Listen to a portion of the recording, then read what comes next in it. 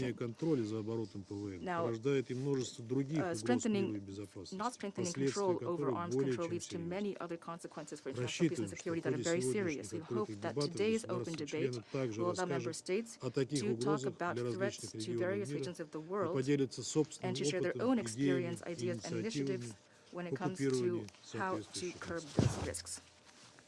Я вновь приступаю I resume my function as President of the Council, and now give the floor to the United States. Good morning, colleagues. First, let me begin by thanking Mozambique for an outstanding presidency in March. I was pleased to be able to participate in the Security Council trip to the Democratic Republic of the Congo during your presidency, and we appreciated Mozambique's deliberate approach to the work of its presidency. Russia, on the other hand, began its presidency by trying to justify kidnapping Ukrainian children. Today's meeting is a thinly veiled effort to portray Russia as a responsible actor in arms control, attempting to obfuscate the reality that it launched an unjustified armed invasion of its neighbor. Despite the circumstances that bring us here today, I thank the High Representative for Disarmament Affairs for her thoughtful and thorough briefing today. For over 2 decades, the United States has assisted other governments in developing and adopting the necessary laws, regulations, and policies to control the import and export of conventional weapons. We do this because we know that transparent laws and regulations allow countries to work together to hinder the illicit proliferation of these weapons. Our own policy on international arms transfers is laid out in our conventional arms transfer policy, which was updated earlier this year and is a matter of public record. Even with strong laws and wise policies in place, there are inherent risks of weapons capture and illicit diversion on the battlefield in any armed conflict. The United States takes these risks very seriously. We assess the risk for potential illicit diversion of weapons when evaluating any proposed defense transfer anywhere in the world and take proactive steps to protect U.S. defense and dual-use technologies and prevent their diversion. We also carefully assess the risk of battlefield loss, particularly in complex environments. And let us focus on the most conspicuous such environment today, Ukraine. We must not pretend that the conflict in Ukraine is a matter of weapons export systems. Ukraine was invaded, and it has every right to defend itself. This is reflected in the UN Charter, and the international community has every right to continue its long-standing support to Ukraine's defense. This equipment provides important support to Ukraine, and Ukraine has a strong incentive to protect it. The United States continues to work closely with Ukraine to establish and implement procedures to mitigate the risk of illicit diversion of weapons and military equipment. The government of Ukraine is committed to appropriately safeguarding and accounting for transferred defense equipment. We welcome the Ukrainian government's formation of a commission in 2022 to strengthen the monitoring of donated military equipment just this summer. Russia, on the other hand, has never let facts interfere with its false narratives. In a blatant effort to discredit Ukraine and weaken international support for Ukraine's self-defense, Russia continues to spread disinformation about diversions.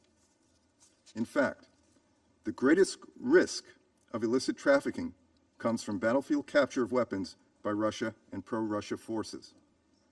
Russia has proposed that it would supply captured weapons to separatists in eastern Ukraine. These statements and actions are dangerous and irresponsible. Russia has also turned to rogue regimes to try to unlawfully obtain weapons and equipment to support its military operations. In November 2022, the DPRK delivered infantry rockets and missiles into Russia for use by the Kremlin-backed Wagner Group. And we know Russia is actively seeking to acquire additional munitions from the DPRK. Such arms transfers from the DPRK to Russia directly violate Security Council resolutions. These actions, particularly by a permanent member of the Security Council, are deeply disturbing and only fuel Moscow's brutal war of aggression against Ukraine.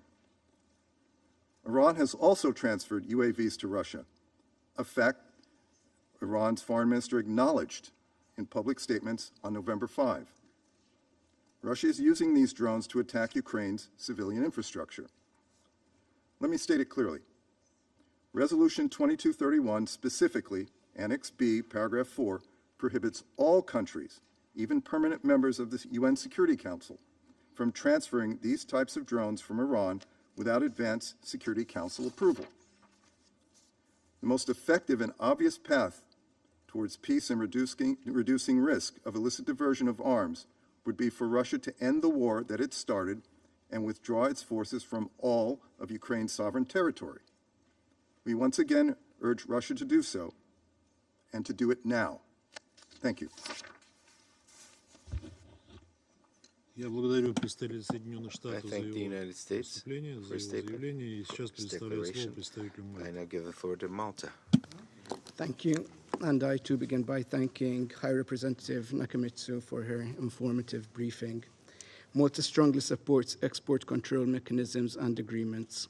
These are crucial tools in preventing sensitive materials, technology, and equipment from falling into the wrong hands, contributing to the implementation of treaty obligations on non-proliferation, and facilitating peaceful uses by enabling the secure transfer of dual-use technology. Malta is a committed member of the Australia Group, the Nuclear Supplier Group, and the Wassenaar Agreement, and strictly implements the European dual-use export control regulations and the relevant annexes. These export control groups are voluntary arrangements comprising of states from all regions that seek to prevent the uncontrolled proliferation of certain dangerous weapons, materials, and technologies, including to non-state actors and terrorists. Malta signed the Arms Trade Treaty as soon as it opened for signature in 2013 and has been a state party since 2014. The treaty regulates the international trade in conventional arms and seeks to prevent and eradicate illicit trade and diversion of conventional arms by establishing the highest possible common international standards governing arms transfers. Malta places a high priority on the universalization and full implementation of the ATT. The treaty has a wide membership of 112 state parties, and we encourage all remaining states to sign and ratify the treaty without further delay. The European Union has some of the highest standards of export controls in the world. It has adopted a uniform approach to the export of small arms and light weapons and their ammunition, and established a set of common features that end-user certificates will have to respect to diminish the risk of diversion to illicit or unintended users. EU member states have committed to prevent and curb the illicit trade in small arms and light weapons and their ammunition through the 2018 EU strategy. Malta's Sanctions Monitoring Board adopts a rigorous approach towards implementing arms embargoes, and their circumvention directly undermines regional and international peace, security, and stability.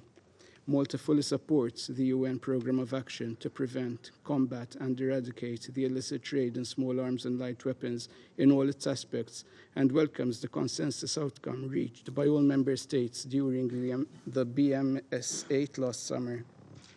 Malta is also a firm supporter of the African Union's agenda for silencing the guns.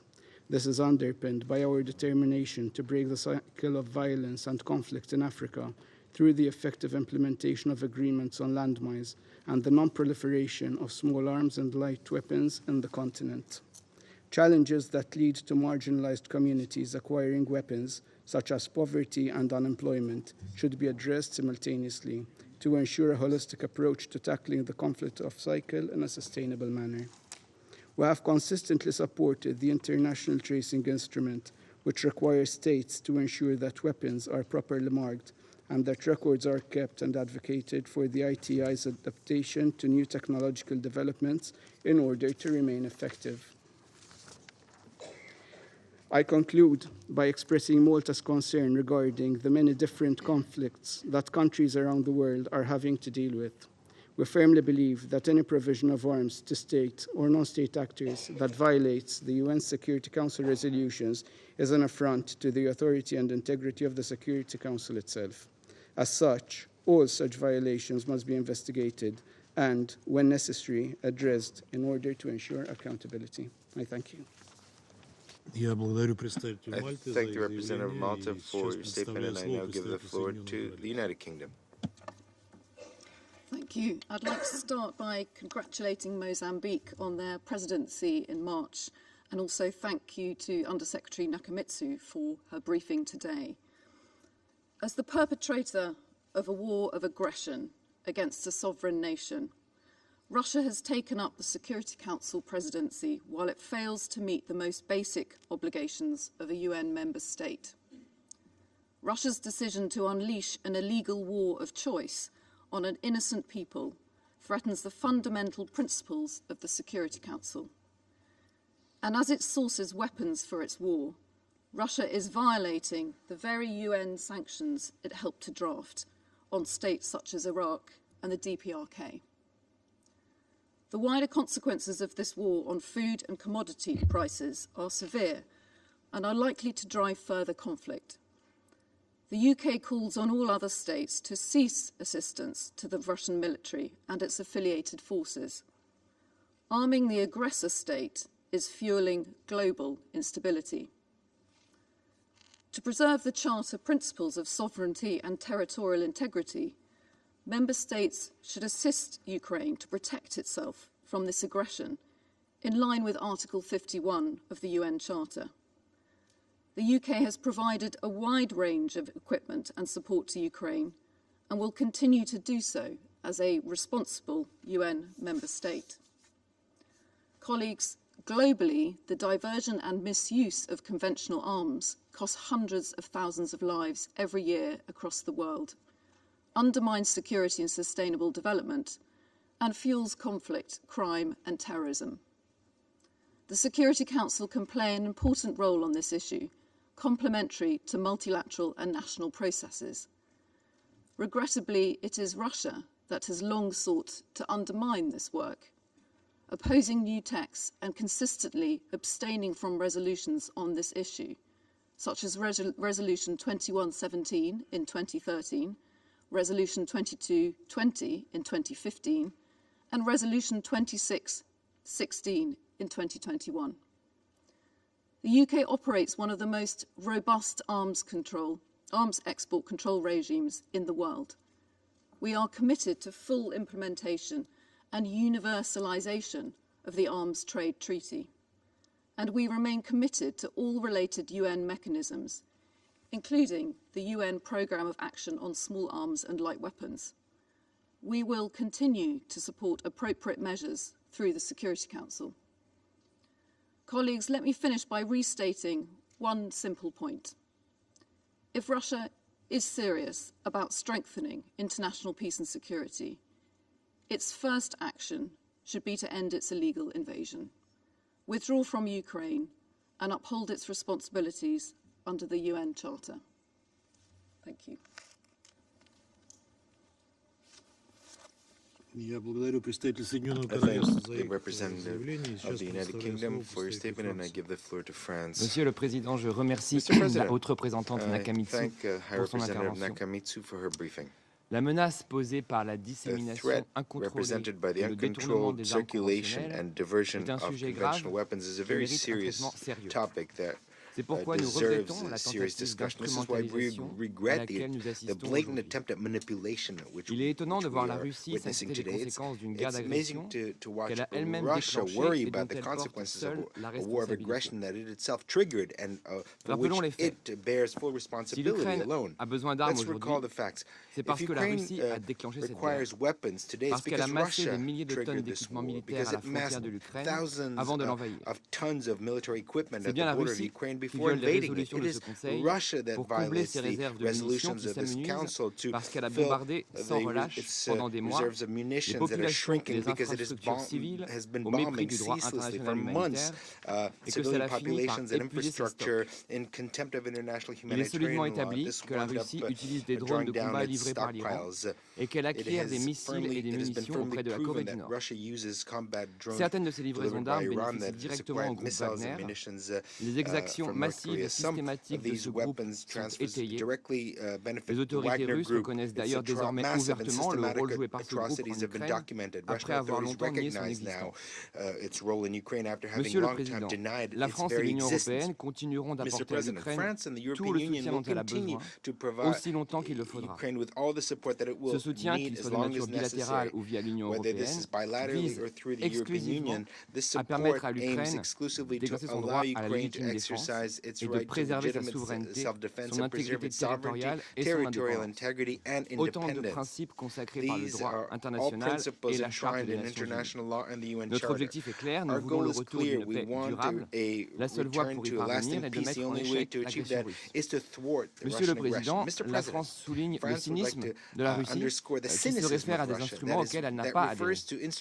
Et elle prétend nous accuser sans aucun fondement de ne pas les respecter. Contrairement à la Russie, la France respecte ses obligations. La France est engagée pour promouvoir et universaliser le traité sur le commerce des armes. La France promeut également le programme d'action des Nations Unies en vue de prévenir, combattre et éliminer le commerce illicite des armes légères et de petit calibre. Nous encourageons tous les États à adopter des mesures de contrôle sur le destinataire, l'utilisation finale et la non-réexportation. Le meilleur moyen d'empêcher les trafics, c'est de mettre un terme aux conflits qui les alimentent. C'est ce que doit faire la Russie immédiatement en mettant fin à son agression, en retirant toutes ses troupes du territoire de l'Ukraine et en respectant la souveraineté de ce pays, comme la Cour internationale de justice y a enjoint il y a déjà plus d'un an. Je vous remercie. Я благодарю представителя Франции за их заявление. Сейчас предоставляю слово представителю Габона. Merci, Monsieur le Président. Je félicite le Mozambique pour son leadership exemplaire pendant sa présidence du Conseil au mois de mars. Et je souhaite plein succès à la Russie pendant sa présidence en avril. Je remercie la sous-secrétaire générale Izumi Nakamitsu pour son exposé. Monsieur le Président, la conjugaison des crises internationales nous conduit à replacer les questions de prolifération des armes au premier plan des préoccupations de sécurité internationale. Le constat affligeant de réarmement massif qui rejaillit de façon patente dans plusieurs régions du monde en proie aux crises ravive les frayeurs et traumatismes vécus pendant les deux guerres mondiales, ainsi que les peurs suscitées par la course effrénée à la dissuasion qui a marqué la période de la guerre froide. On semble s'éloigner de l'espoir entretenu par la communauté internationale de limiter, à défaut d'endiguer les armes les plus meurtrières, les plus inhumaines. Cet espoir qui a permis l'adoption d'instruments multilatéraux et régionaux pertinents de désarmement, avec pour point culminant l'adoption en 2013 du traité sur le commerce des armes, semble aujourd'hui s'essouffler. Cet élan de conscience qui a prévalu au sortir de la Deuxième Guerre mondiale face à l'ampleur des atrocités et à l'échelle de l'horreur a consisté pour les peuples du monde à dire plus jamais ça à la guerre et à ses engins de mort. Les premiers mots de la Charte des Nations Unies portent l'empreinte indélébile de cette sublime aspiration de l'humanité.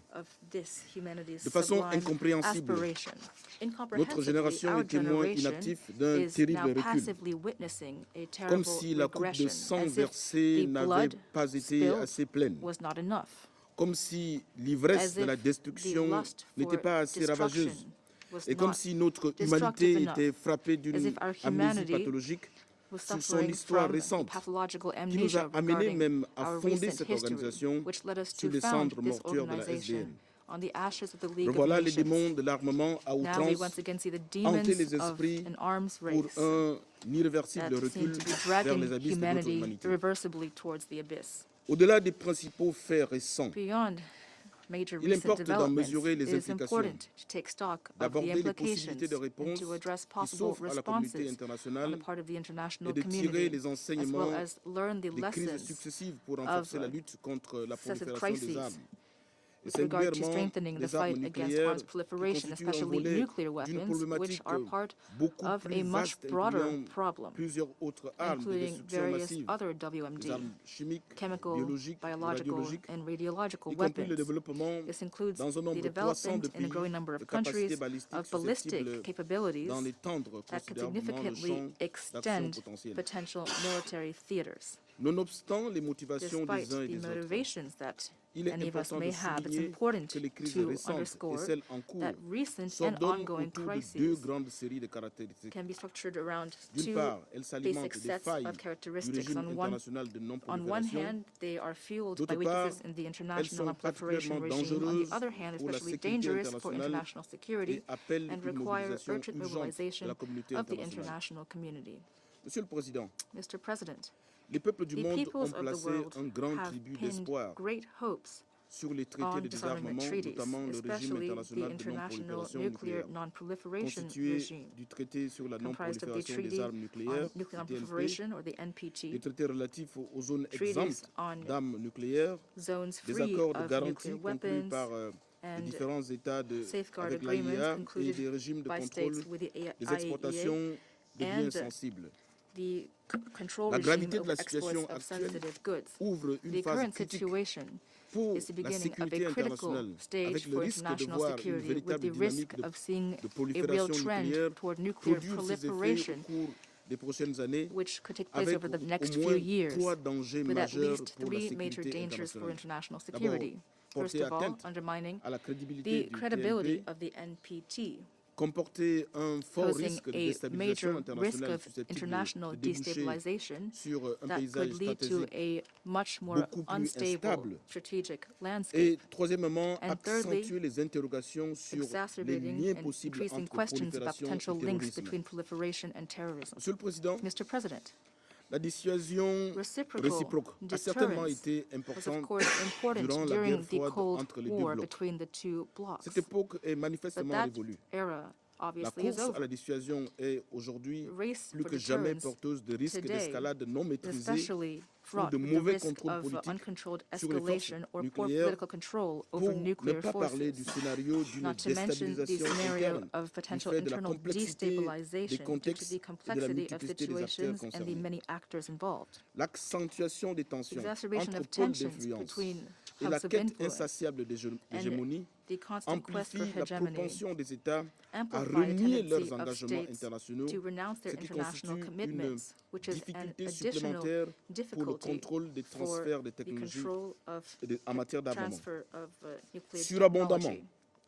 on ne peut que And certainly s'inquiéter we de voir must de nouvelles crises de prolifération Be survenir concerned about au these moment new où se proliferation concrétise crises that are arising at également a la time menace du when we're also terrorisme seeing the de threat masse of mass assorti du terrorism scénario cauchemardesque de la associated réalisation with the d'une arme nightmare nucléaire scenario of the par un production groupe of a terroriste nuclear weapon ou by a d'une attaque terrorist group terroriste or a sur une terrorist installation attack on a nucléaire. nuclear facility.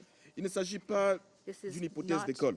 an idle hypothesis. Beaucoup de pays ne Many disposent pas countries do d'encadrement not juridique have strict legal strict sur controls l'utilisation, over l'exportation the use, ou les moyens export, d'assurer un stockage or sécurisé de leurs safe armements. stockpiling of arms. Monsieur le Président, President, la lutte contre la prolifération efforts des to armes, et combat singulièrement arms des armes proliferation, nucléaires, especially doit nuclear plus que jamais weapons, figurer au cœur des must priorités more than de ever l'agenda be at the sécuritaire heart mondial. of the priorities of the Ce Conseil international doit security veiller agenda. au This council renforcement de l'autorité et bolster the l'efficacité des authority instruments and internationaux effectiveness pertinents. of the relevant international Depuis l'adoption à instruments, since l'unanimité the par le Conseil de unanimous sécurité adoption by the Security de Council la résolution of Resolution 1540 sur la 1540 non-prolifération, on la non-proliferation, responsabilité de ce Conseil est responsibility placée of au this centre de la council lutte contre la has prolifération been qui relève to fight des menaces pour la proliferation, paix which poses et threats la to sécurité international internationale peace dans and le security cadre du chapitre under 7 de la Charte des Chapter Nations Unies. 7 of the UN Charter. Ce Conseil a pour mandat de The promouvoir Council's mandate is to l'universalité et promote l'application the intégrale des traités, universalization and tout en full menant une enforcement action of treaties, coopérative visant while à promoting prévenir les cooperation trafics to d'armes, prevent de trafficking destruction massive in ou leurs weapons of mass vecteurs. destruction or their La delivery communauté systems. internationale The doit international faire preuve community d'unité d'action et must transcender les act in différences unison entre and les overcome intérêts the stratégiques differences des États ou des groupes between d'États. strategic interests of states Au-delà or de groups of states. l'ambivalence ou de l'ambiguïté des postures nationales ou des différences d'approche. La communauté internationale doit pouvoir rassembler dans un seul instrument international et universel toutes les améliorations nécessaires au régime de non-prolifération et renforcer de manière pragmatique chacun des cadres existants afin de lier plus solidement les États à tout un réseau d'engagement de nature différente, mais concourant à la non-prolifération des armes. Notre dynamique d'action doit s'intensifier sur un point particulièrement important pour l'avenir de la non-prolifération, à savoir les sanctions vis-à-vis des États ne respectant pas leurs engagements. Il s'agit là d'un appel à plus de hardiesse au sein de ce Conseil de sécurité pour les questions touchant le plus directement à la paix et à la sécurité internationale. Cette hardiesse doit être plus manifeste au sein de l'AIA et des conférences d'examen du TNP. Cette hardiesse est également une exigence concernant les transferts illégaux des armes conventionnelles par une coopération plus étroite au niveau global et au niveau sous-régional, notamment des armes et notamment par les mesures de traçabilité des armes classiques. Chers collègues, il est fondamental de respecter les traités conclus et d'assortir la violation d'engagements internationaux de non-prolifération de sanctions suffisamment dissuasives. Le Conseil de sécurité doit se fixer pour règle de se saisir automatiquement dès lors qu'une violation est constatée. Il serait également nécessaire que le Conseil de sécurité prenne une position de principe soulignant la gravité de tels actes en précisant la gamme de mesures ou de sanctions qui pourraient être amenées à édicter en conséquence. Pour terminer, je tiens à souligner le caractère crucial pour notre système de sécurité collective de dissiper toute impression de vide juridique ou de faiblesse qui laisserait penser que les manquements ou violations au régime de non-prolifération des armes resteraient sans conséquence pour les États qui les commettent. Il appartient à chaque fragment de la communauté internationale de redoubler d'efforts pour renforcer la cohésion internationale autour de l'objectif de non-prolifération des armes, notamment nucléaires, dont dépend la survie de notre humanité. Je vous remercie. Я благодарю представителя Габона за заявление. Сейчас предоставляю слово представителю Швейцарии. Monsieur le Président, je remercie le secrétaire général adjointe, Mme Izumi Nakamitsu, pour son intervention. La dissémination incontrôlée, l'accumulation déstabilisante et l'usage illicite d'armes classiques sont des préoccupations de longue date de la Suisse. C'est pour cette raison qu'elle s'engage au niveau international pour l'adoption de règles régulant les transferts d'armes classiques et pour leur plein respect. Au niveau national, la Suisse contrôle le transfert de matériel de guerre ainsi que des biens militaires spécifiques et à double usage. Je souhaiterais souligner trois points. Premièrement, nous appelons tous les États à adhérer au traité sur le commerce des armes, TCA, et à mettre en œuvre les dispositions des instruments auxquels ils sont partis. Le TCA, l'arrangement de Wassenaar, le registre des armes classiques des Nations Unies, ainsi que les principes de l'Organisation pour la sécurité et la coopération en Europe, régissant les transferts d'armes classiques, constituent des instruments clés établissant des règles à cet égard. Ils renforcent la transparence et la confiance entre les États membres et les États participants, tant au niveau mondial que régional. Ils contribuent ainsi à la paix, la sécurité, la stabilité et à la réduction de la souffrance humaine.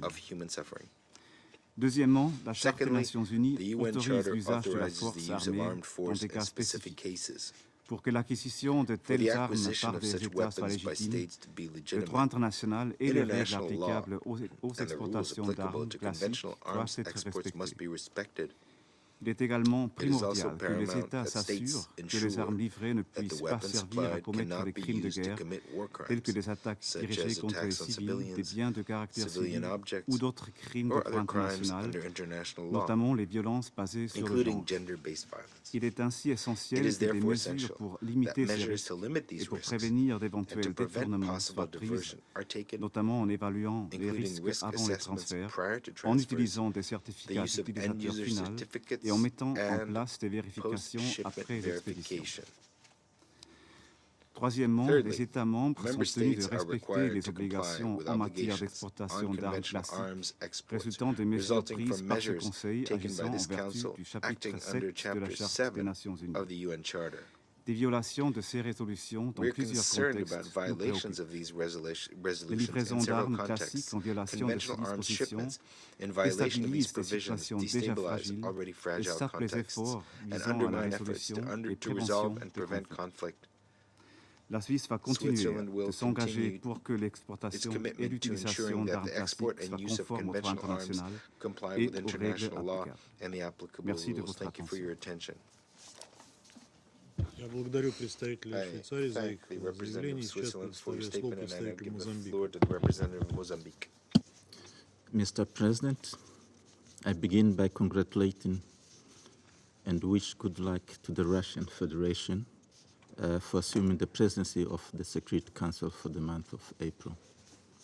I also would like to express gratitude for the kind words addressed to Mozambique.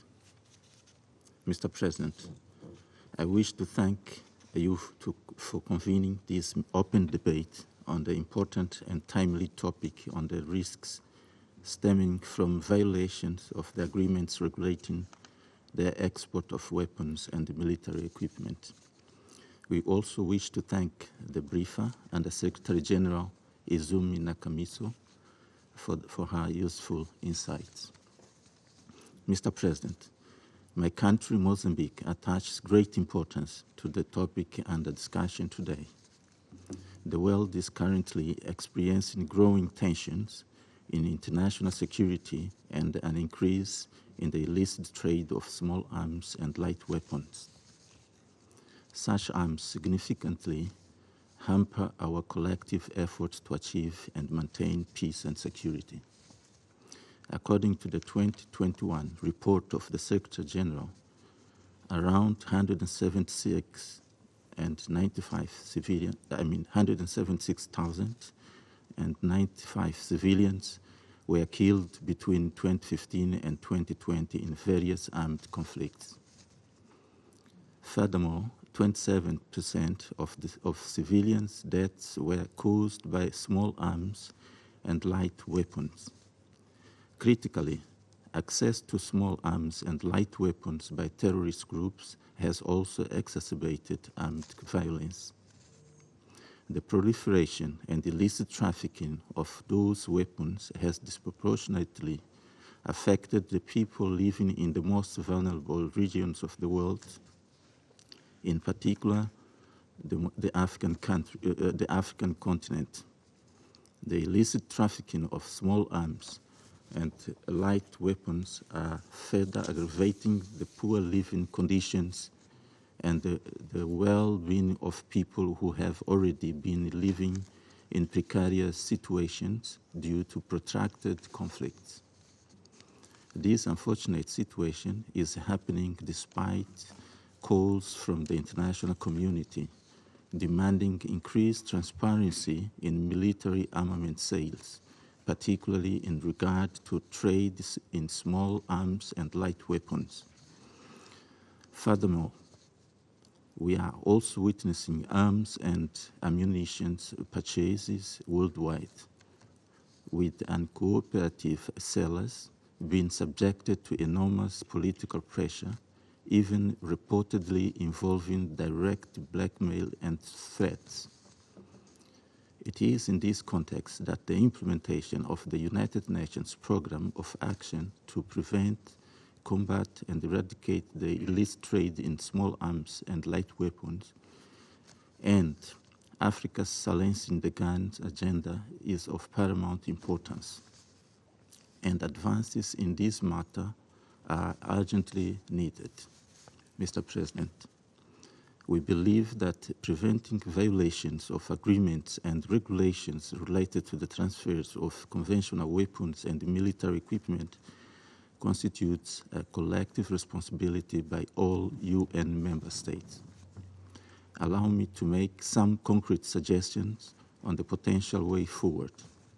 First, under the United Nations Programme of Action, it is important that we each control our national weapon storage and management systems to avoid small arms and light weapons ending up in the hands of illicit users.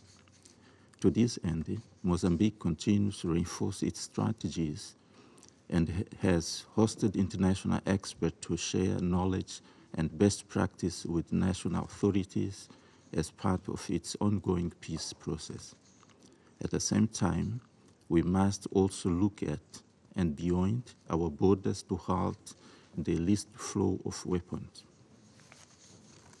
We call on the states where weapons are being produced to enforce existing international standards to ensure that weapons produced within their borders may only be traded with legitimate partners.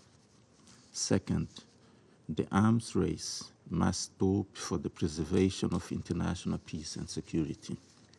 We believe that continued competition in weapon stocks and increased expenditures perpetuates a global environment of insecurity and undermines the agenda for sustainable development. In this regard, we call on those states with the capacity to acquire advanced military technology and nuclear weapons to refrain from their engaged competition in the global arms trade. Third, binding international conventions and laws must be fully respected and implemented. We encourage individual states to harmonize their own legislation with international obligations. We are of the view that new technologies should be carefully managed and legislated to ensure they are not in manner that can prolong or worsen a humanitarian situation. Fourth, international cooperation on arms control effort is required. We value the great transformative potential of the Silencing the Guns agenda, a flagship initiative of the African Union. Silencing the Guns and similar initiatives from other parts of the world need to be nationally owned with the support of regional and international partners, both at bilateral and multilateral levels. More action must be taken to prevent and combat all forms of transborder illicit weapons trafficking. To this end, the sharing of information, appropriate accountability, and safeguards of arms and ammunition sales are of paramount importance. Mr. President, since 2018, Mozambique has become the 100th state part of the Arms Trade Treaty. This is a clear demonstration of our country's commitment to arms control and reduction, as well as the disarmament agenda. To conclude, Mr. President, Mozambique reiterates its commitment to universal disarmament and to ending the illicit trade and proliferation of small arms and light weapons so as to ensure international peace and security and protection of human lives. I thank you. Я благодарю представителя Мозамбика за их выступление. Сейчас предоставляю слово представителю Бразилии. Thank you, Mr. President. Mr. President, let me start by congratulating Mozambique for impeccable presidency during last month. Let me also wish Russia a fruitful and successful presidency during this month of April. I also would like to thank High Representative for Disarmament Affairs, Izumi Nakamitsu, for her briefing today and for her tireless work in the disarmament file. My delegation also welcomes the participation in this meeting of Belarus, Indonesia, Poland, South Africa, Mexico, Lebanon, and India. Mr. President, as part of the Arms Trade Treaty, Brazil abides by the set of principles outlined in that legal instrument. They are binding on states parties to the treaty, and they offer valuable guidelines for arms transfer as a whole. First, the treaty highlights the importance of respecting and ensuring respect for international humanitarian law, and for human rights law, regardless of military objectives or security concerns. Secondly, it urged states to effectively regulate their arms trade so as to prevent diversion through systems of effective national control. These principles should serve the objectives of promoting responsible action in arms trade, building confidence, reducing human suffering, and contributing to international and regional peace, security, and stability. Further, Brazil is encouraged by the recent efforts in the General Assembly to improve the true life management of conventional ammunition, such as those in the open-ended working group on conventional ammunition. We have made progress on discussions on ammunition marking and tracing, which should contribute to reducing diversion and improving oversight of use of ammunition in conflict zones. The adoption of a set of political commitments during our next session could consolidate these advances and bring greater stability and predicability to ammunition management. Mr. President, we last met to discuss the topic of arms transfer last year, and at that time we regretted that the war in Ukraine had already dragged on for 6 months. More than 6 months later, we are back in this chamber under a similar topic, while war continues unabated with larger arsenals and growing humanitarian toll. Brazil strongly believes that the increasing flow of weapons in the conflict in Ukraine will only fuel more violence and will not contribute to ending it. While arms exports must be subject to strict regulations and guiding principles, let us not lose sight of the forest for the trees. We remain convinced that there is no alternative to negotiation of a ceasefire as a first step on the way to solving the present crisis. We must do more than abide by rules that limit damage by weapons in conflict situations. We must engage in proactive diplomacy and wind conflicts down where they exist and prevent their occurrence where they are likely. That's our primary role at this Council, and it is a role we must urgently relearn how to perform. And I thank you. Я благодарю представителя Бразилии за их заявление. Предоставляю слово представителю Эквадора. Señor presidente, agradezco la exposición informativa de la alta representante para asuntos de desarme, señora Nakamitsou, así como las valiosas recomendaciones que ha proporcionado. En un Estado de Derecho, entre naciones, toda violación de acuerdos que involucran aspectos de paz, seguridad, control de armas, desarme y no proliferación, representan una amenaza para la paz y la seguridad internacionales.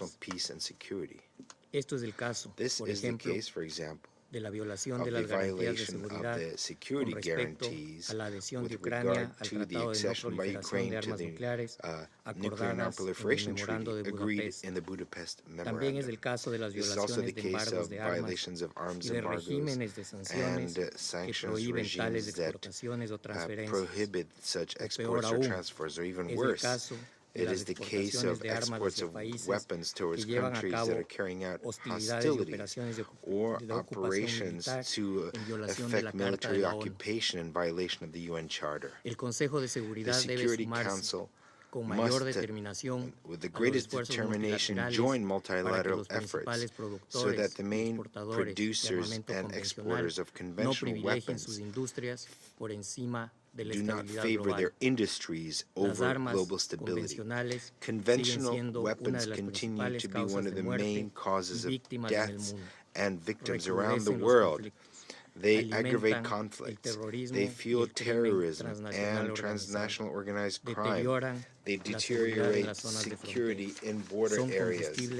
They spark violence in fragile zones and weaken traditionally stable areas. Therefore, they undermine peace and security with a disproportionate impact on women and girls.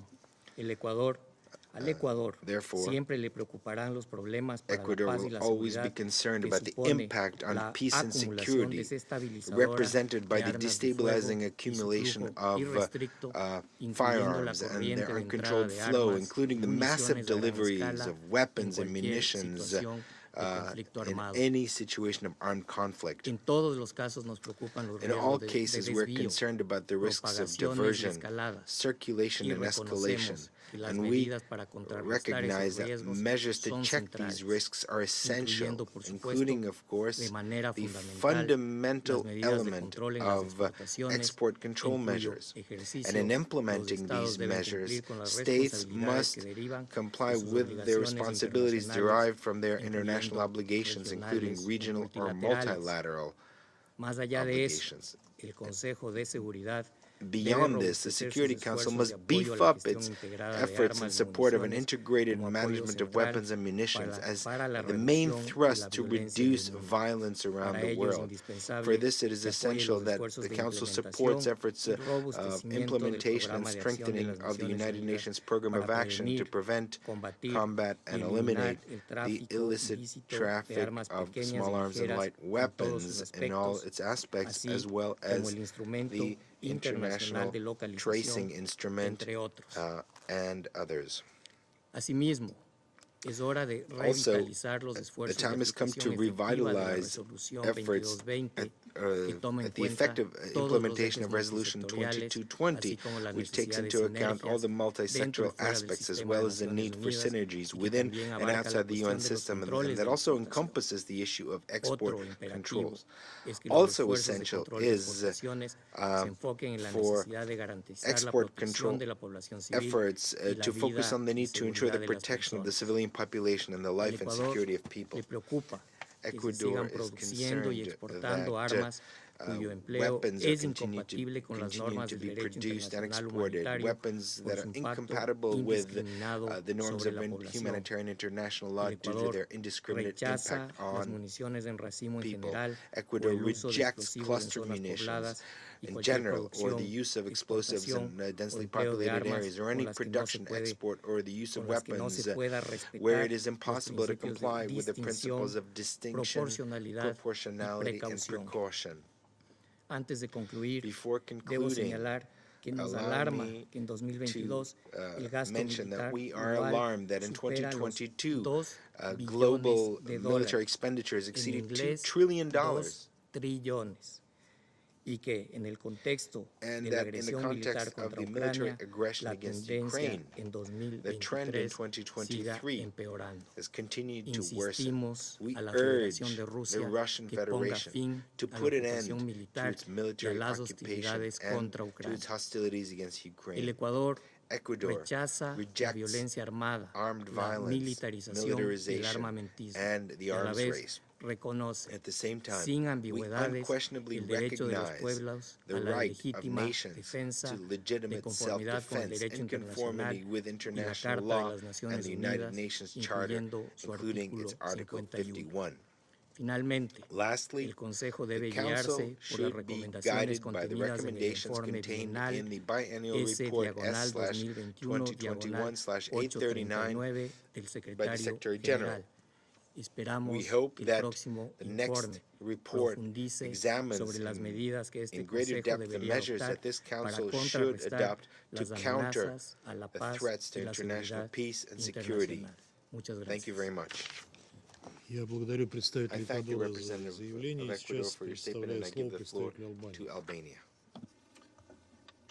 Thank you. I thank Ms. Nakamitsu for her presentation. And as this is the first formal meeting for this month, like other colleagues, I would like to thank Mozambique for having presided over our work in a very thoughtful and professional way during March. I very much hope that we will be able to proceed in a normal way during this month, having in mind that we find ourselves into an unusual situation and uncharted waters. The contradiction could not be more unsettling. A country that has brutally violated the Charter of the United Nations and the very basic rules that govern relations among states is presiding over the body responsible for peace and security. That country, a permanent member of the Security Council, has done everything to undermine peace and security and has endangered the world.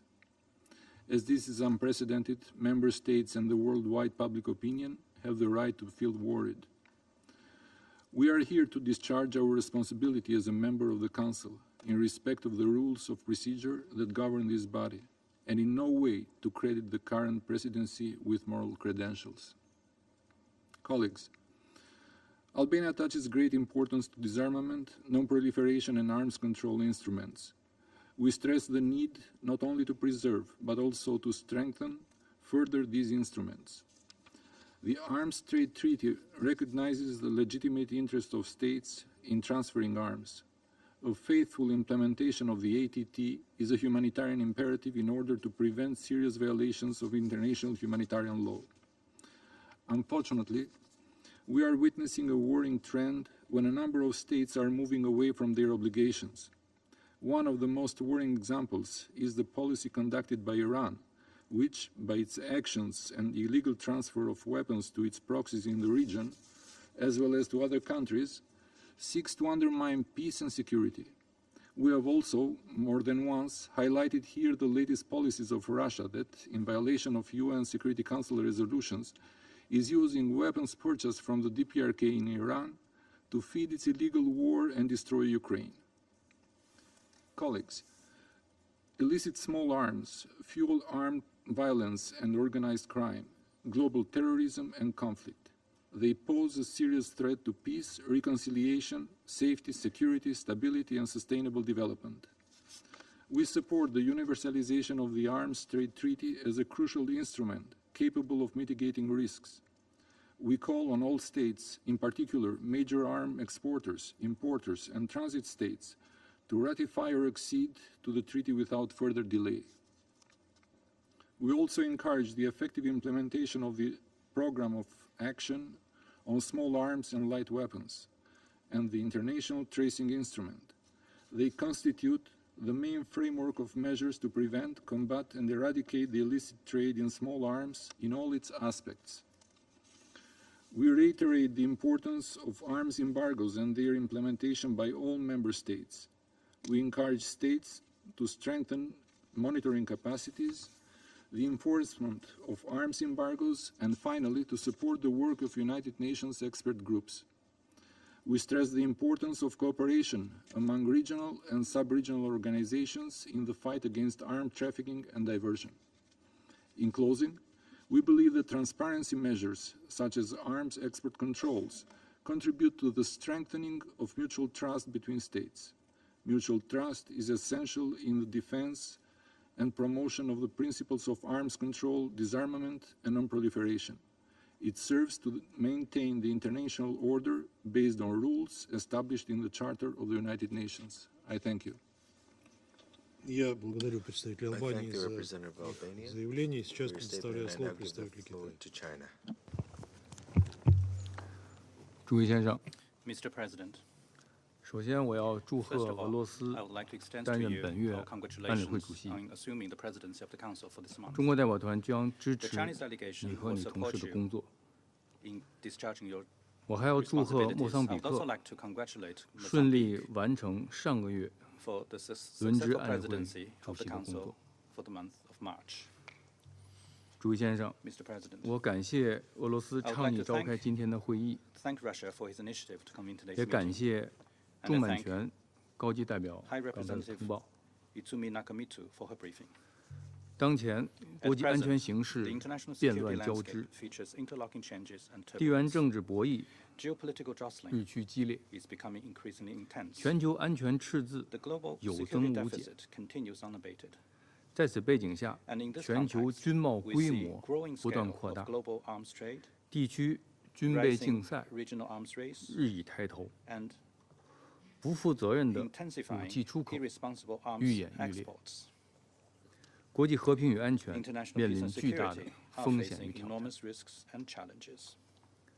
中方认为，第一，要切实执行常规武器军控进程法律文书和机制安排。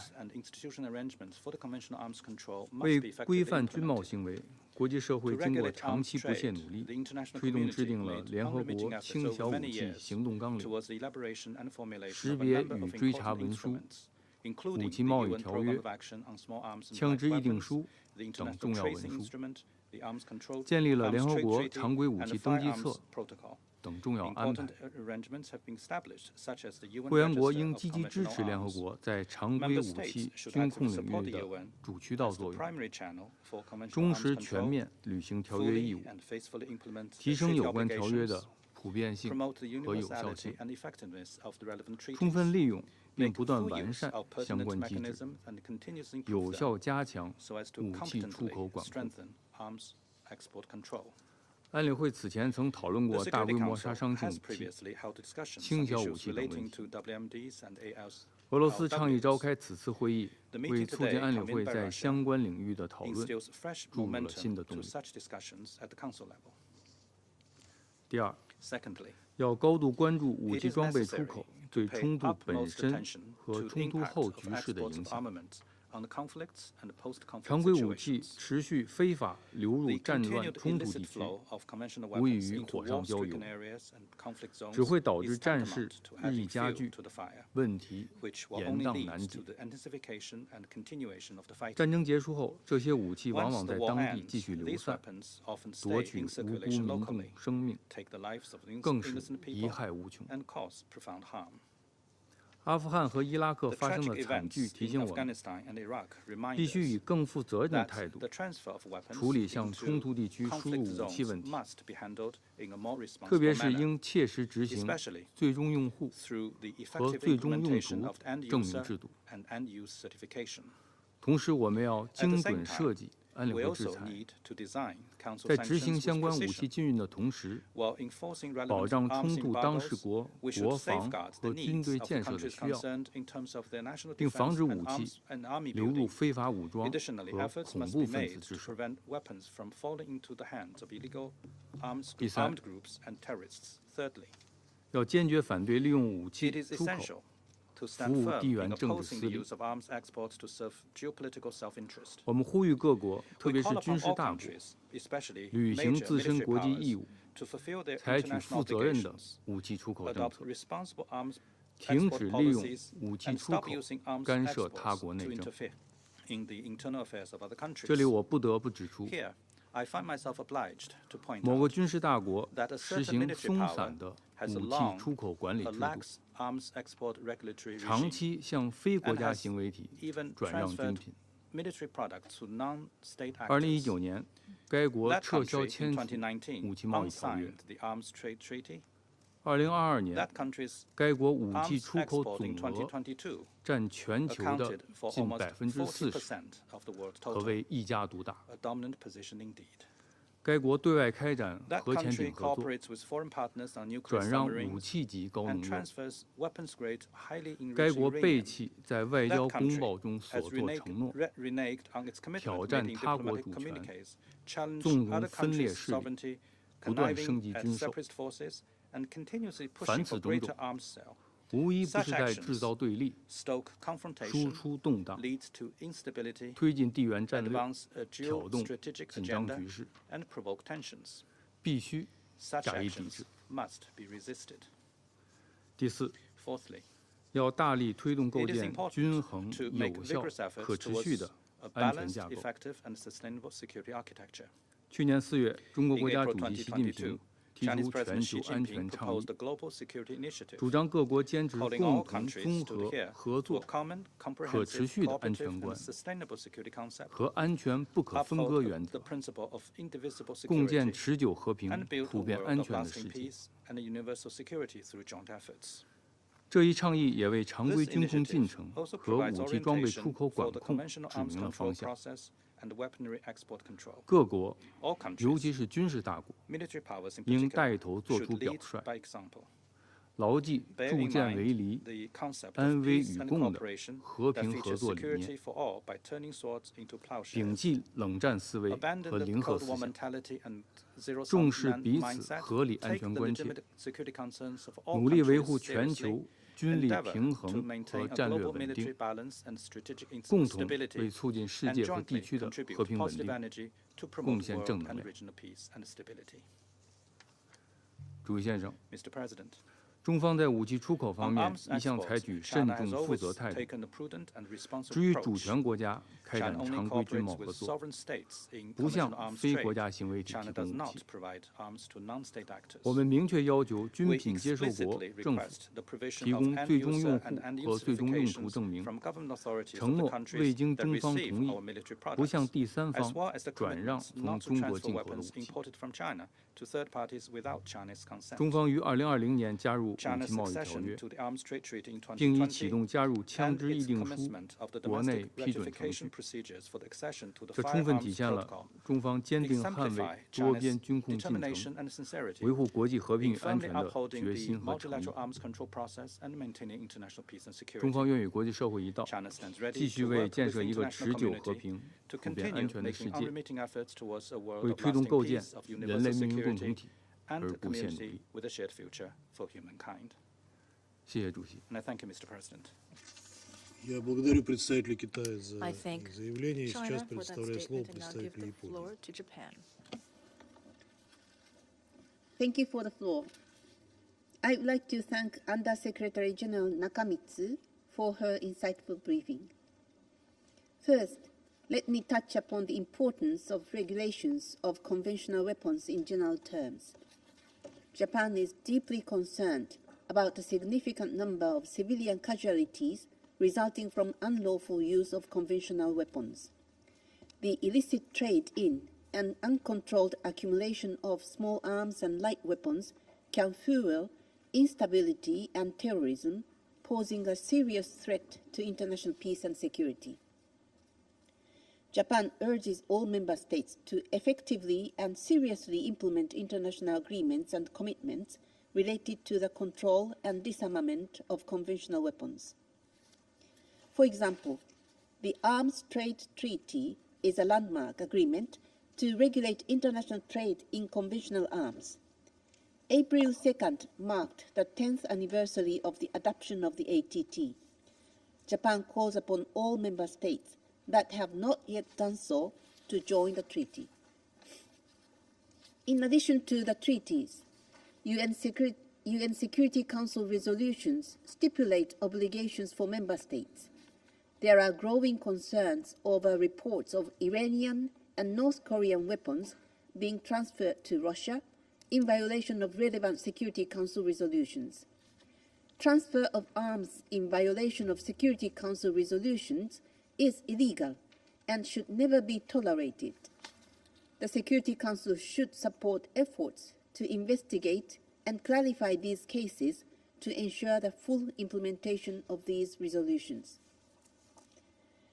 Japan is also committed to promoting the implementation of the Programme of Action, which was adopted in the UN Conference of Small Arms and Light Weapons in 2001, and supporting international cooperation and assistance in this area.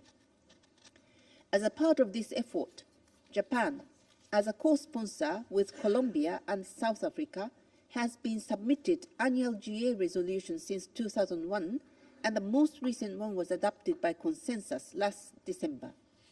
I thank all member states in this regard. Additionally, Japan has been a proactive contributor to the Saving Lives Entity Trust Facility, in short Salient, which now operates in Africa and Latin America and assists member states in tackling illicit small arms and light weapons.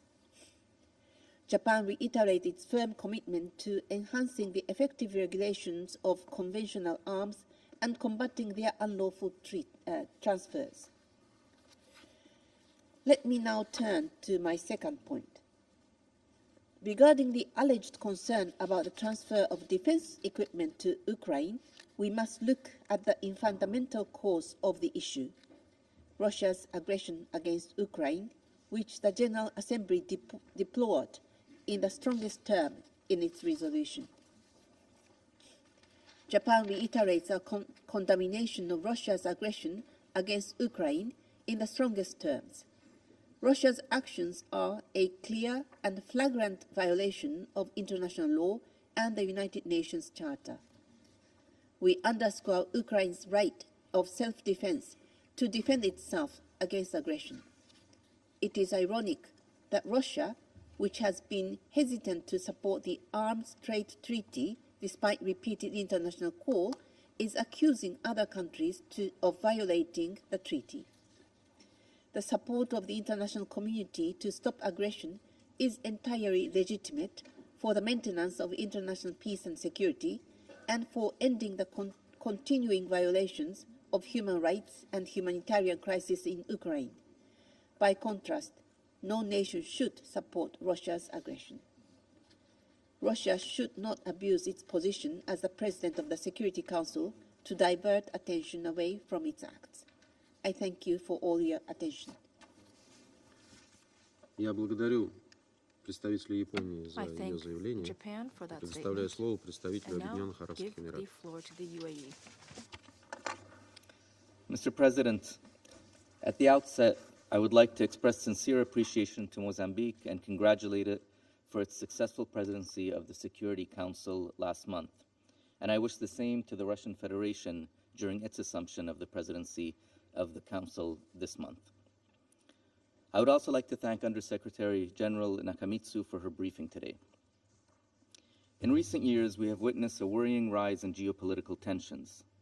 This turmoil has mirrored a global rise in military expenditure, which reached an all-time high of $2.1 trillion last year. This figure could rise even higher if trust among major powers continues to be eroded. The right of states to develop security and defense capabilities for their self-defense is tempered by both risks and responsibilities. An effective and accountable security sector is indispensable for addressing threats to the security of territorial integrity of states. At the same time, the proliferation of weapons is fraught with unintended consequences and poses significant threats to international peace and stability. Today, I want to speak on this topic in two ways. First, by acknowledging what has been done, and second, by offering views on what we have yet to do. First, it is useful to recall the strides that have been made so far on managing weapons transfers in accordance with international law. States have come together, including within this institution, to develop international norms and best practices to manufacture, trade, and possess conventional arms and weapons needed for self-defense while addressing the risks of illicit trade and diversion. The program of action to prevent, combat, and eradicate the illicit trade in small arms and light weapons in all its aspects and its international tracing instrument are elements of this framework within this institution. The UN has played a key role in facilitating the further development of this framework to improve regulation and address gaps. Meanwhile, this Council continues to consider and discuss the illicit transfer of weapons and military equipment in connection with counterterrorism and in some country-specific contexts. Despite the strides made, challenges in regulating arms remain. This leads me to my second point, what remains to be done in this area. Efforts towards greater effectiveness of arms control demand a strong emphasis on tracking and tracing systems. This is key to achieving assurances that weapons being delivered in legitimate, good faith transfers do not end up in the wrong hands, particularly those of terrorists. With this in mind, we underline the importance that weapons stockpiles be carefully managed. Lack of effective arms controls risks the safety and security of populations at large. But it is usually women and girls who are the first to experience the negative impacts of the uncontrolled spread of weapons, oftentimes further increasing their exposure to gender-based violence.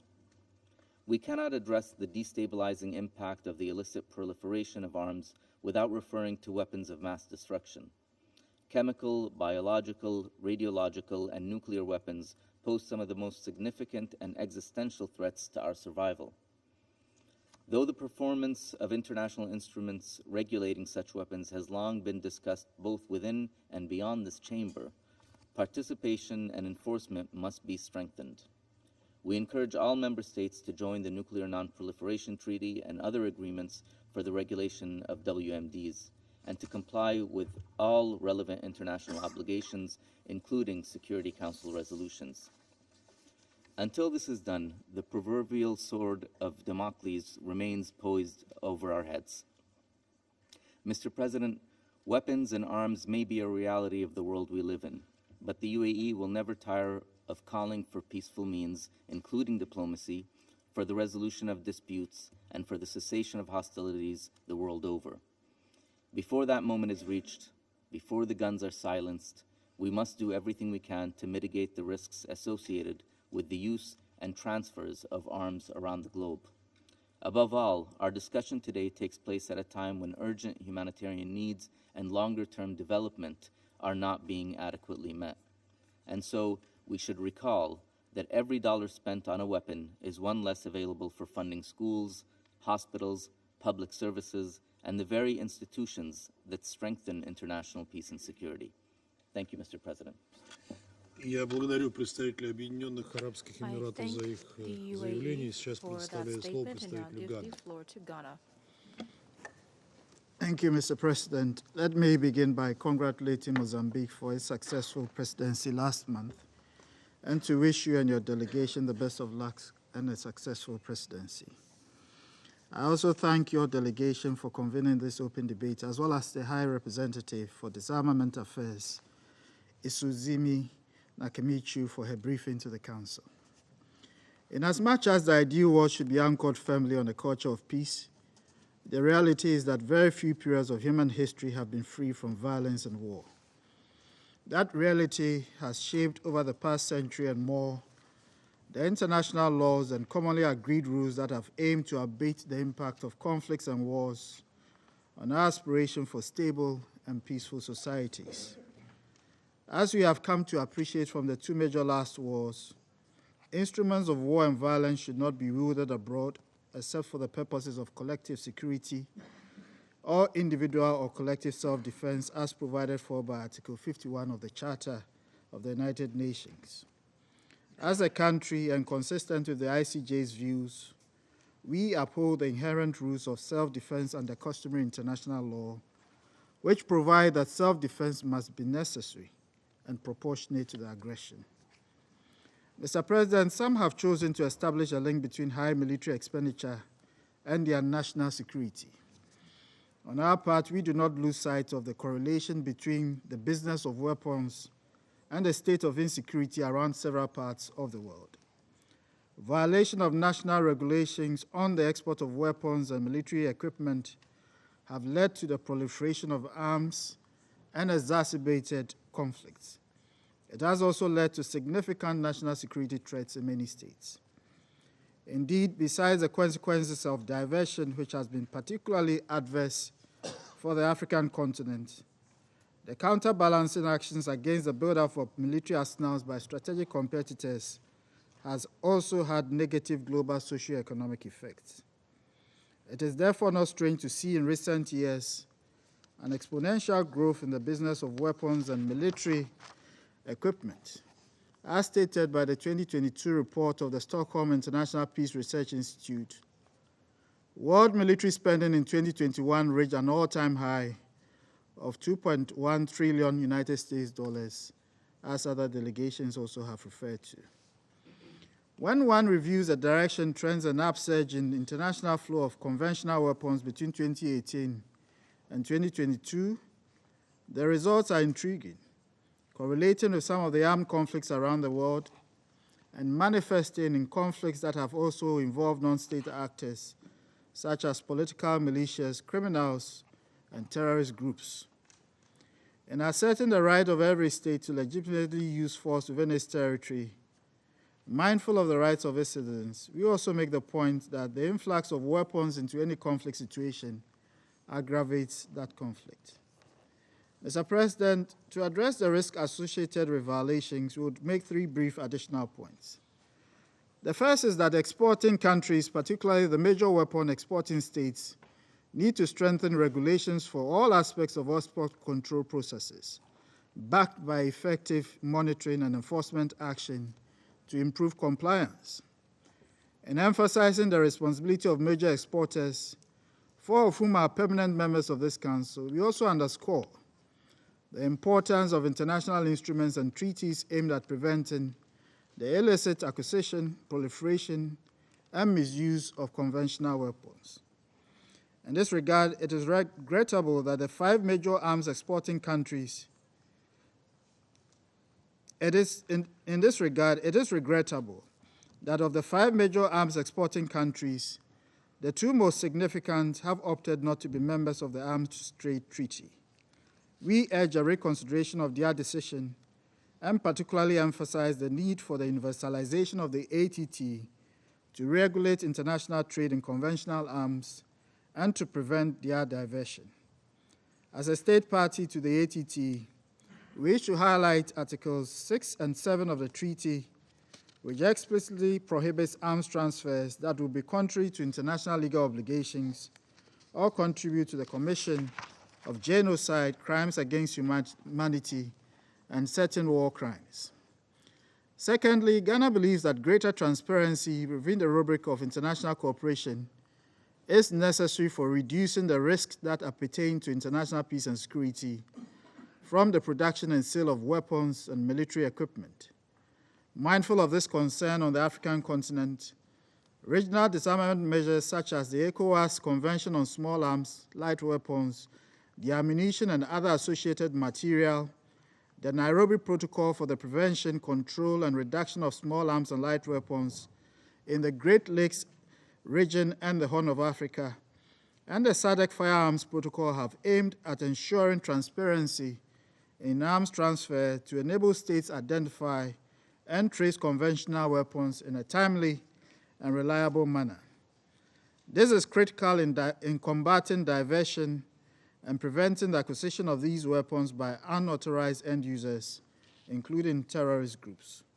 We urge further global efforts in this direction and reaffirm the importance of the effective implementation of treaties such as the ATT, the Firearms Protocol, the UN Program of Action to Prevent, Combat, and Eradicate the Illicit Trade in Small Arms and Light Weapons in all its aspects, and its international tracing instruments, the Anti-Personnel Landmine Ban Convention, the Convention on Cluster Munitions, and the Convention on Certain Conventional Weapons.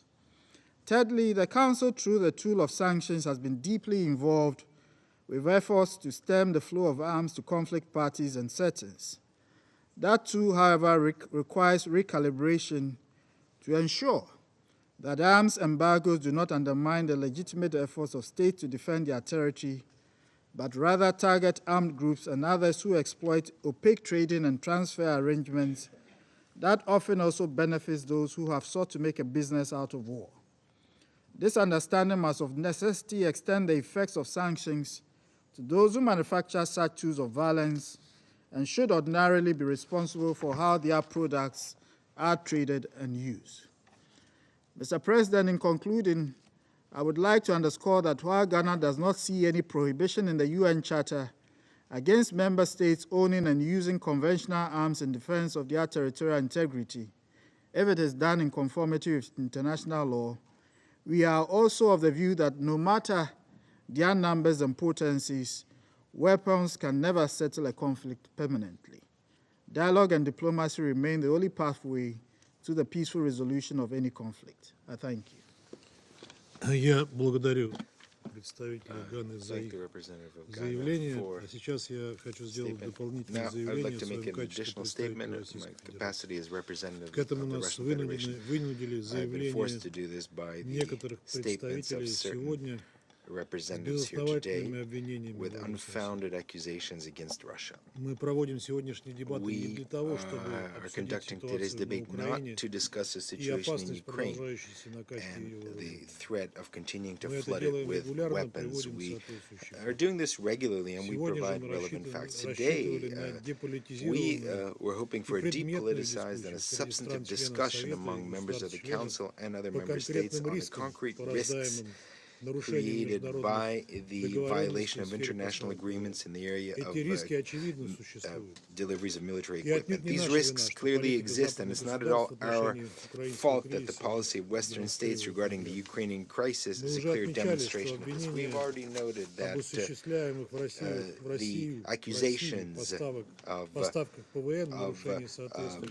deliveries to Russia in contravention of resolutions of the Security Council are baseless, unlike specific cases of the violations of existing agreements by Western states. Nothing other than statements by, such as something that is highly likely has not been provided by Kiev or its supporters,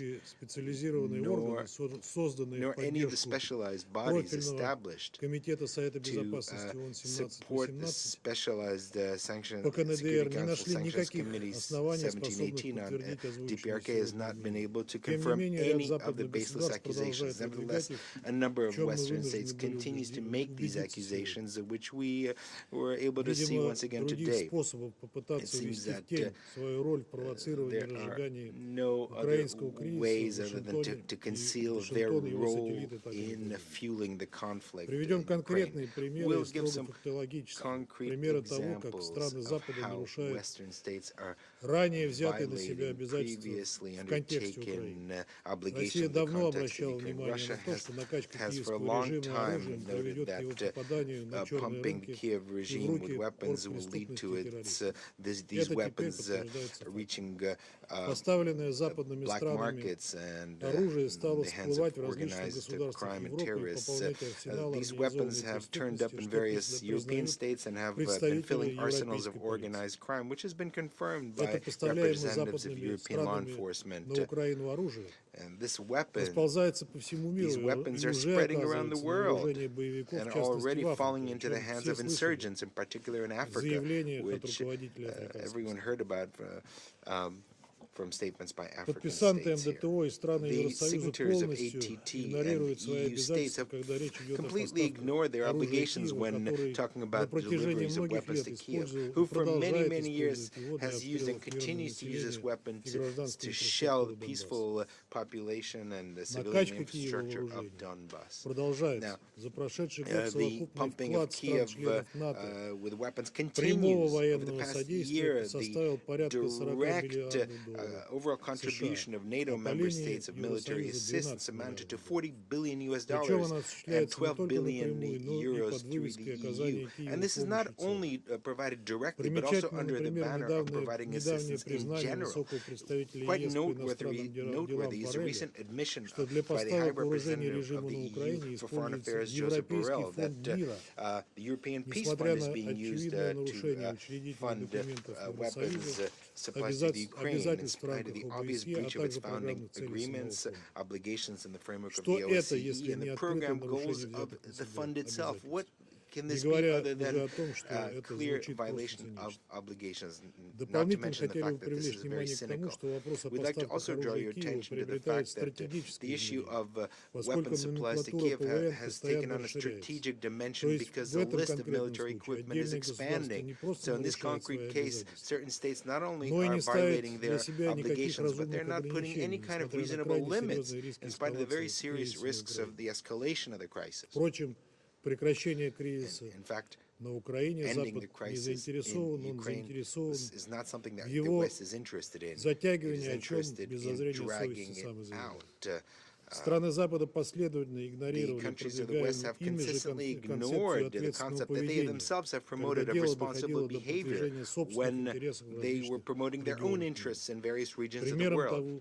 There are many examples of this. The U.S. and its allies are well aware of the severe consequences of the use of toxic armor-piercing shells with depleted uranium in the course of their invasion of Yugoslavia and Iraq.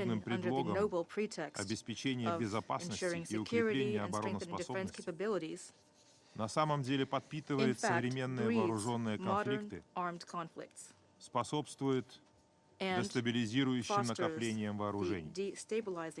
Это прямой путь к милитаризации региона или регионов, военному дисбалансу и эскалации напряженности.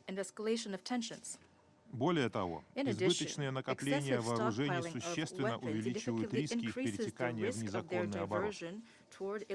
Ведь большая часть вооружений попадает на черный рынок из легального, on the black market from legal trade. Незаконные потоки легкого Illegal стрелкового transfers оружия и of других видов SALW and обычных other forms of вооружений conventional weapons создают are благодатную почву conducive для роста to и the growth усиления and strengthening of террористических terrorist структур groups и and транснациональной transnational организованной organized преступности. crime. Несмотря на разработанный мировым сообществом обширный инструментарий в сфере контроля над экспортом обычных вооружений, несмотря на действующее национальное законодательство в области экспортного контроля, все эти механизмы срабатывают далеко не всегда. Каковы же причины неэффективности существующего порядка? Первое – это намеренное нарушение действующих соглашений и собственного национального законодательства по экспортному контролю, в особенности в части конечного пользователя и контроля за целевым использованием поставляемых вооружений. Второе – это избирательное толкование экспортных критериев и в собственных политических целях. Третье – это имеющиеся пробелы в самих многосторонних документах. Так должным образом не урегулированы вопросы согласования и контроля реэкспорта вооружений, запрета на поставки вооружений неуполномоченным негосударственным субъектам, отсутствует единообразное понимание гуманитарных критериев оценки риска. Это создает лазейки для перенаправления обычных вооружений в руки несанкционированных конечных пользователей и, следовательно, в теневой незаконный оборот. В Беларуси функционирует многоступенчатая национальная система экспортного контроля, позволяющая эффективно предотвращать попадание продукции военного назначения в незаконный оборот. В нашей стране самое серьезное внимание уделяется вопросам контроля за реэкспортом продукции военного назначения. Обязательное требование для сертификатов конечного пользователя и международных импортных сертификатов, предоставляемых иностранными партнерами, наличие обязательств о недопущении реэкспорта без предварительного согласия белорусской стороны. При необходимости мы можем запросить государство-импортер организовать проверку использования поставленных нами вооружений в заявленных целях.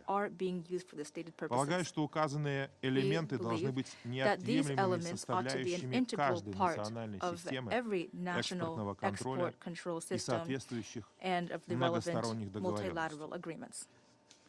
В целях минимизации рисков попадания обычных вооружений в незаконный оборот необходимо: первое, строго выполнять международные и национальные обязательства в сфере экспортного контроля, не допуская каких-либо изъятий в угоду узким политическим интересам. В этом контексте следует воздерживаться от поставок вооружений на территории конфликтов, даже если в отношении того или иного региона не введено оружейное эмбарго Совета Безопасности ООН. Второе. Необходимо укрепить существующие многосторонние договоренности и национальное законодательство, где это необходимо. Положение об обязательном контроле реэкспорта продукции военного назначения, включая недопустимость реэкспорта без письменного согласия первоначального экспортера. Третье. Полагаем необходимым поручить Совету Безопасности ООН регулярно рассматривать вопрос о поставках оружия в зоны вооруженных конфликтов с целью недопущения использования его дальнейшей эскалации в таких конфликтах. В заключение, уважаемый господин председатель, отмечу, что сегодня у Беларуси, находящейся в непосредственной близости от украинских событий, не может не вызывать законную тревогу продолжающиеся бесконтрольные действия стран НАТО по наращиванию поставок вооружений в Украину, как и его прямое последствие, а именно расползание оружия по региону и его попадание в руки негосударственных и террористических структур. Уверены, что не за горами время, когда западное же оружие всплывет и выстрелит в руках экстремистов в западных же странах. Солидарны с посылом уважаемого председателя о необходимости усиления деполитизированного контроля со стороны международного сообщества и соответствующих структур Организации Объединенных Наций. Солидарны также с последним тезисом уважаемого представителя Ганы о том, что все конфликты в итоге решаются дипломатическим путем и за столом переговоров. Благодарю за внимание. Я благодарю его превосходительство господина Амбразевича за его заявление. Сейчас предоставляю слово представителю Индонезии. Mr. President, I would like to begin by congratulating Mozambique for their successful presidency last month. I thank you, Mr. President, for convening this open debate. I also thank USG Imizu Nakamitsu for her presentation. The continuing global rise in military expenditure is disturbing. With finite resources, increase in global military expenditure often comes at the expense of international development. The Stockholm International Peace Research Institute database shows a 7 consecutive year increase in arms sales in 2021. Arms sales were several times higher than the OECD database of total ODA in the same year. At a time when the majority of the global population is fighting to recover from a pandemic and facing various development challenges, the contrast between arms sales and ODA shows that our priority is misplaced. This is indeed concerning, especially during the current geopolitical tension. We do not want to be adding fuel to a potential conflict that may be simmering beneath. Not to mention the potential impact on global peace and security should these weapons fall into the wrong hands. Diversions of armed and military equipment could increase the threats from armed groups, terrorists, and criminal organizations. Whilst underscoring the sovereign right of states with respect to conventional arms and ammunition, we must intensify international cooperation to prevent its diversion. In this regard, allow me to highlight 3 points. First, we must strengthen collective efforts to combat illegal trafficking of weapons and ammunition. The full implementation of existing international mechanisms, such as the UN Programme of Action on Small Arms and Light Weapons, must be supported. The Programme of Action should be implemented in a balanced, full, and effective manner in accordance with national laws and regulations. Particularly important is the issue of capacity building for developing countries, exchange of information, and sharing of database to support tracing efforts. Second, regional mechanisms should be strengthened to address transboundary nature of the flow of arms. A number of regional cooperation in this field, particularly in Africa, the Western Balkans, and the Caribbean region have proven to be impactful. In ASEAN, we continuously to strive towards the implementation of the UN Programme of Action. ASEAN have also established a working group on arms smuggling, which focuses on training and information sharing. Enhancing regional cooperation is an important building block to the global effort against illicit arms transfer. Third, we need to boost national capacity. This is a vital element, considering the responsibility to address illicit flow or transfer of small arms and ammunition ultimately rests on individual countries.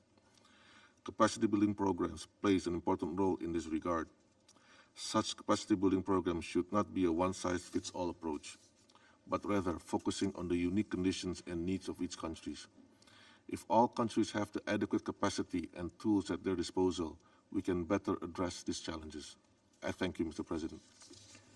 Я благодарю представителей Индонезии за их заявление. Сейчас предоставляю слово представителю Польши. Excellencies, members of the Security Council, let me begin by thanking Madam Undersecretary Izumi Nakamitsu for her very insightful remarks. Poland fully supports and complies with all armed control regimes and transparency measures aimed at lowering the risk of military conflicts. We are truly devoted to global cooperation in this area, as proven by the numerous initiatives introduced and facilitated by our country throughout the years. In the light of recent developments, we believe that there is especially significant for the international community to tackle the challenge of illicit arms flows to the terrorist organizations and private mercenary groups operating in foreign countries. Their actions are extremely harmful to global peace and such worthy initiatives as silencing the guns in Africa. On the other hand, leaning on the Article 51st of the United Nations Charter, we are absolutely convinced that the country aggressed by its neighbor has a right to legitimate self-defense, including by military force.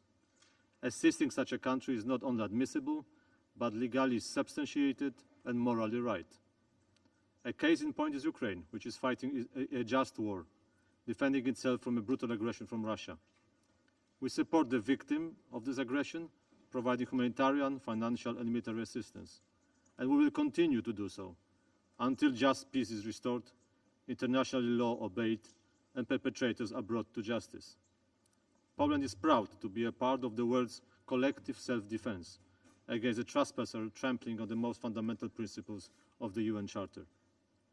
Excellencies, we act like this because Poland consequently anchors its foreign policy on the need for assuring peace and strengthening security in our region. We want it to be free of domination, suppression and external threats. We want it to be stable and sheltered from the scourge of war. And we are so determined in our actions because our own history is marked with numerous examples of the horrors of war, including those stemming from Russia. Each year, in the first days of April, like this year, April also this year, we commemorate one of the most tragic events in Poland's recent history, the Katyn massacre.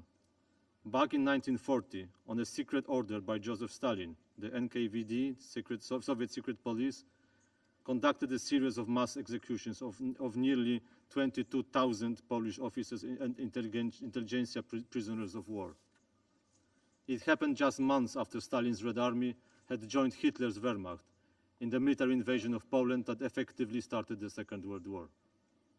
The Polish prisoners, their hands tied, were shot in the backs of their heads and then dumped in the pits of unmarked mass graves, one by one, 22,000 times.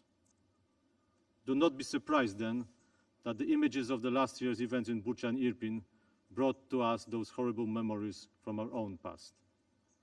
It was in hope of that tragic history never repeating itself that the late Polish president, Professor Lech Kaczyński, stood in the front of crowds gathered in Tbilisi, Georgia, on the brink of another Russian invasion of its neighbor, that time in 2008. President Kaczynski uttered then these very prolific, prophetic words, and I quote, "Russia believes that the old days of an empire fallen less than 20 years ago are coming back, that once again dominance will be a feature of our region. Well, it will not." President Kaczynski's mission to defend the sovereignty of the countries in our region continued to the very last day of his presidency. It was brutally interrupted by a fatal plane crash on this very exact day, 13 years ago. The tragic symbolism of that event is amplified by the fact that President Kaczynski, together with his spouse, the Polish First Lady, Madam Maria Kaczyńska, and the official delegation, were then on their way to the commemoration of the 70th anniversary of this very Katyn massacre I mentioned beforehand. They all perished near Smolensk in Russia. The investigation of this heartbreaking tragedy that took lives of 96 people cannot be concluded to this day, as Russia has stubbornly persisted in withholding from the Polish investigators some of the crucial evidence in that case, namely the plane remains and the flight recorders. In addition, the access to some key witnesses are also denied. One may ask, what is the mystery behind the plane crash that prevents Russia from granting access to those key pieces of evidence?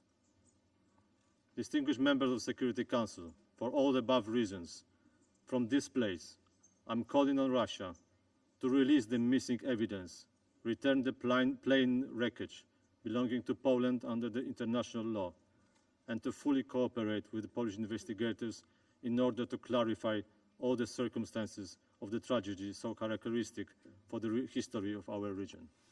And I thank you.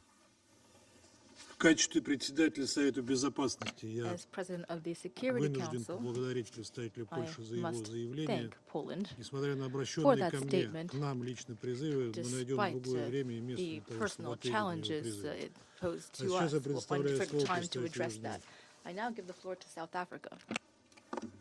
Mr. President, South Africa congratulates the Russian Federation on your assumption of the Presidents of the Security Council for the month of April.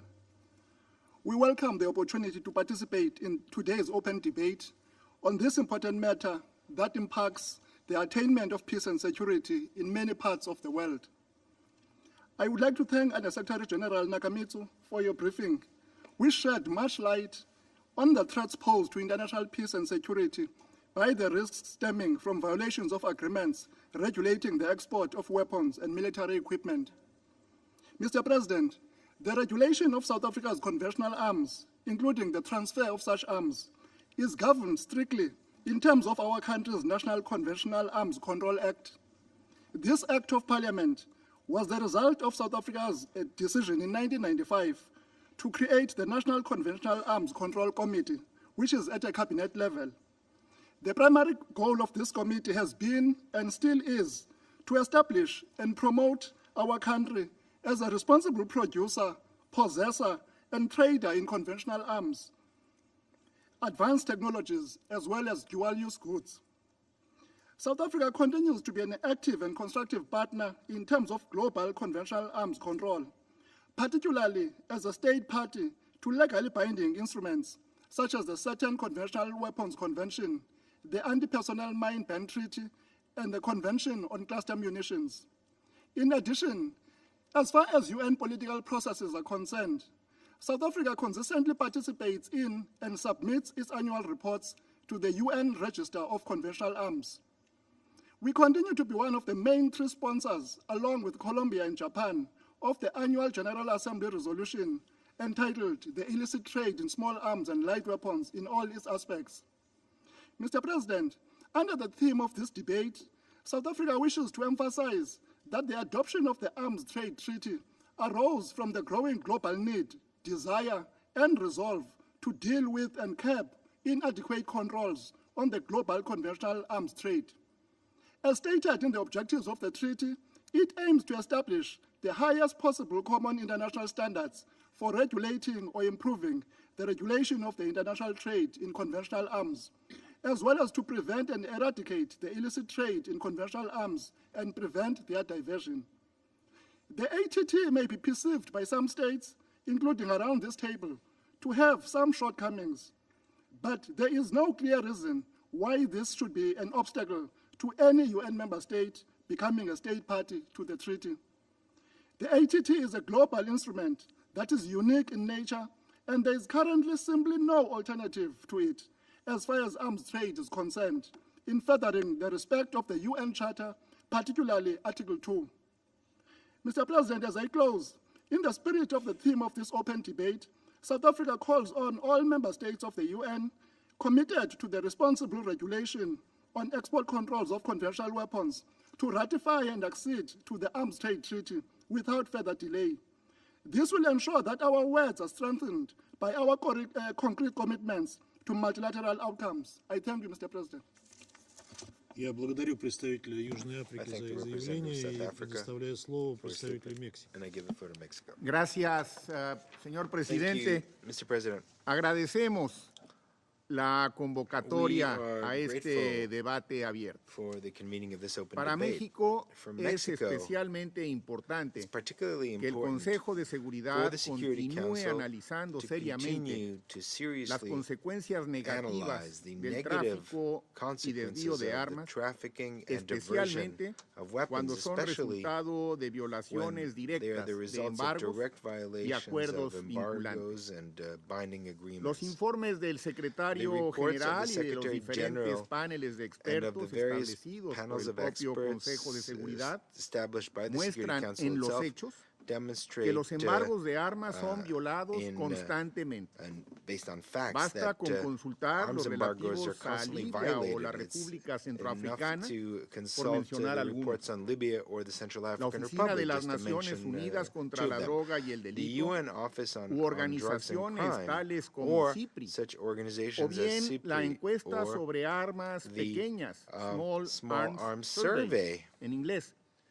También han documentado en numerosas ocasiones las transferencias ilícitas de una amplia gama de armas en diversas regiones del mundo.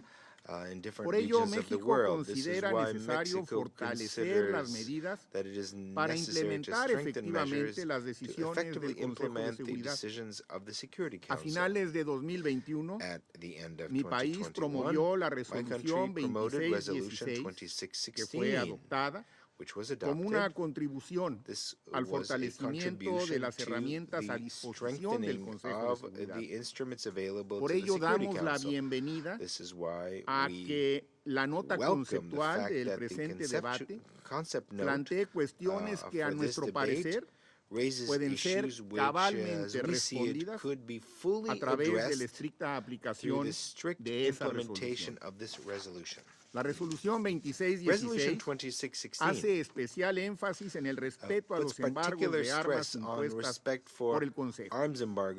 Violar estos embargos implica que más armas estén disponibles en diversas situaciones y que en consecuencia aumente el sufrimiento de la población civil. Contiene disposiciones sobre la necesidad de construir capacidades y brindar asistencia, pero igualmente promueve acciones de mayor colaboración entre los estados, incluida la cooperación regional por tierra, mar y aire. Se apoyan y refuerzan marcos de referencia que son comunes, tales como el programa de acción para prevenir, combatir y erradicar el tráfico ilícito de armas pequeñas y ligeras en todos sus aspectos y otras iniciativas, estrategias o planes de acción a nivel regional. Presidente, todos los países, parte del Tratado sobre el Comercio de Armas, el RTVE, por sus siglas en inglés, deben apegarse a sus disposiciones, especialmente en lo referente a la denegación de transferencias que estarían en violación del tratado y en la aplicación de los rigurosos análisis de riesgo que el mismo estipula. Hacemos un llamado a aquellos países que todavía no son parte del ATP a comprometerse a cumplir responsablemente con estrictos estándares de precaución en sus transferencias, con criterios de objetividad más allá de sus intereses geoestratégicos o los de las empresas privadas que con frecuencia incurren en prácticas negligentes con la complacencia de los estados. Por ello reiteramos que es responsabilidad de todos los estados, pero especialmente de los estados productores, a fortalecer los marcos internacionales existentes para un control eficaz durante todo el ciclo de vida de armas y municiones. Muchas gracias. Thank you very much, Mr. President. Я благодарю представителя Мексики за их заявление. I thank Mexico for that statement and now give the floor to India. Thank you, Mr. President. Let me begin by thanking the delegation of the Russian Federation for organizing today's open debate. I also thank Under-Secretary General Ms. Izumi Nakamitsu for her briefing. The illicit transfer and illegal diversion of arms, including conventional arms and ammunitions, small arms and light weapons, as well as weapons of mass destruction, their delivery systems and related materials, equipment and technology to non-state actors, including armed and terrorist groups, pose serious threats to international peace and security. The unraveling of the global disarmament architecture and landmark arms control agreements raise deep concerns about the edifice built over several decades and the uncertainties that lie on the road ahead. The export of weapons and military equipment in violation of international law, exacerbating geopolitical tensions, cannot be ignored. All signatories, parties and members of international instruments, treaties and organizations on disarmament, arms control and non-proliferation of weapons of mass destruction, their delivery systems and related materials, equipment and technology must strive to fulfill their obligations in a transparent manner. Mr. President, the quantum of these threats multiplies when certain states with dubious proliferation credentials in view of their masked proliferation networks and deceptive procurement practices of sensitive goods and technologies collude with terrorists and other non-state actors. For example, the rise in volume and quantity of the small arms acquired by terrorist organizations remind us time and time again that they cannot exist without the sponsorship or support of states. In our context, we are facing a serious challenge of cross-border supply of illicit weapons using drones, which cannot be possible without active support from the authorities in control of those territories. The international community should condemn such behavior and hold such states accountable for their misdeeds. As far as we are concerned, Mr. President, India has accorded high importance to the work of the Security Council's 1540 Committee on Non-Proliferation. We've been consistent in stressing the importance of addressing the rapid evolution of proliferation risks due to new and emergent technologies, particularly access to weapons of mass destruction, their means of delivery and related materials, equipment and technology by terrorist groups and other non-state actors. As a responsible member of the international community and as a significant importer and exporter of arms, India is a party to major international instruments such as the Chemical Weapons Convention, the Biological and Toxin Weapons Convention, the Convention on Certain Conventional Weapons, among others. India also supports the UN Programme of Action on Small Arms and Light Weapons, as well as the UN Register on Conventional Arms and the UN Report on Military Expenditures. Further, India is a member of 3 of the multilateral export control regimes on non-proliferation of weapons of mass destruction and its delivery systems, related materials, equipment and technologies, including the Wassenaar Arrangement, which deals with export controls for conventional arms and dual-use goods and technologies. India has strong and effective national export controls governing the transfer of conventional weapons, which conform to the highest international standards and remains committed to preventing the illegal transfer of conventional weapons. India has undertaken robust national efforts through appropriate legal and regulatory frameworks to address conventional ammunition management from the point of manufacture until its disposal or use.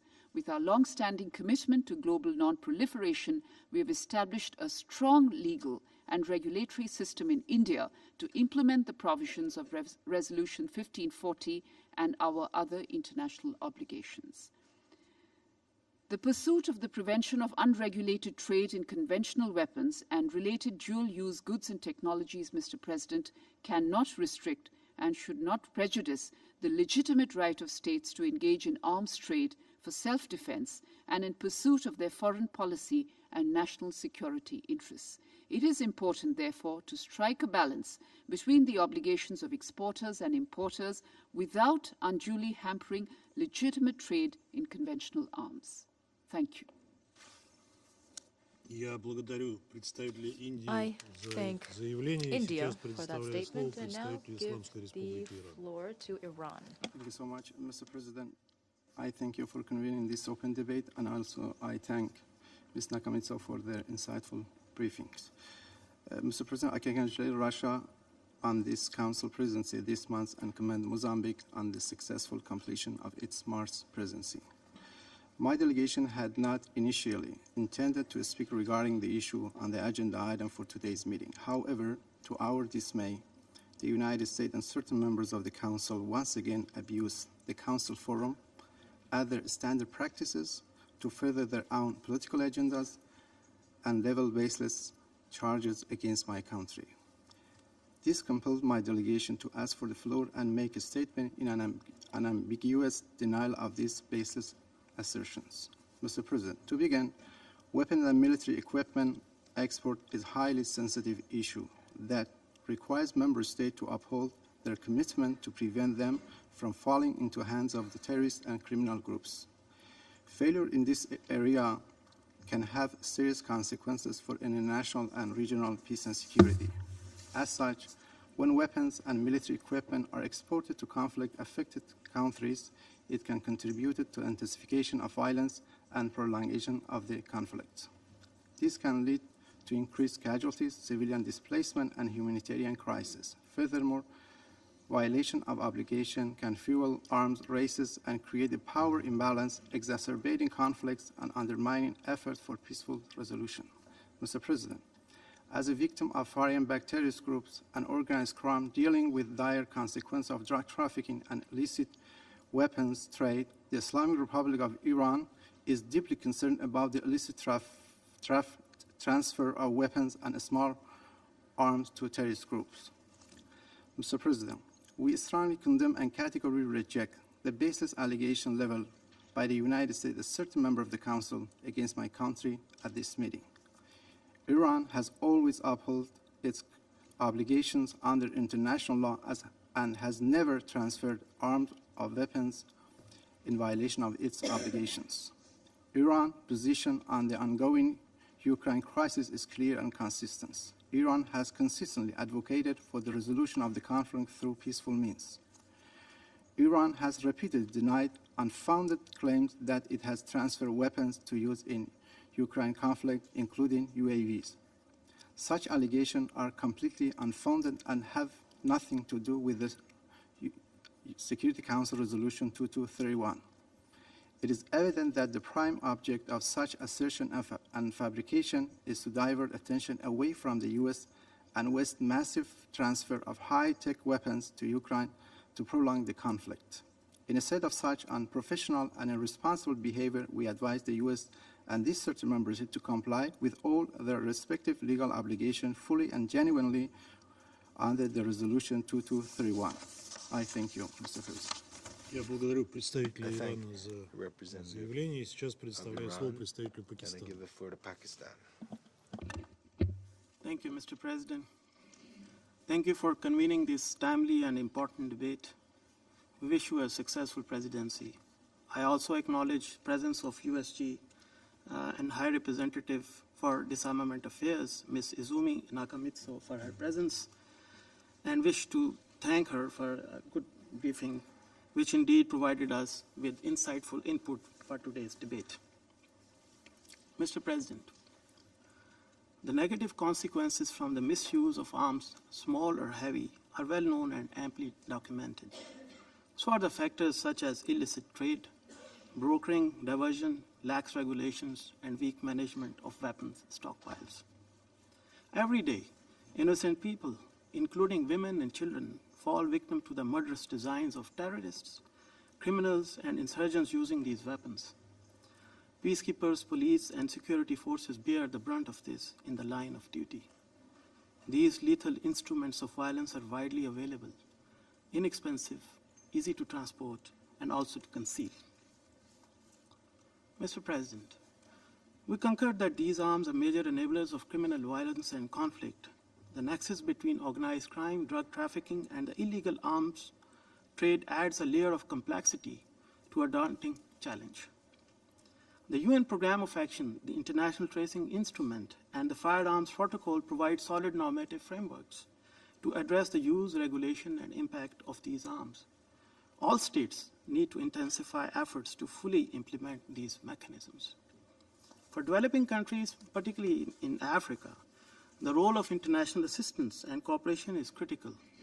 It is the principal enabler of global, regional, and national efforts to regulate and prevent the use of these arms.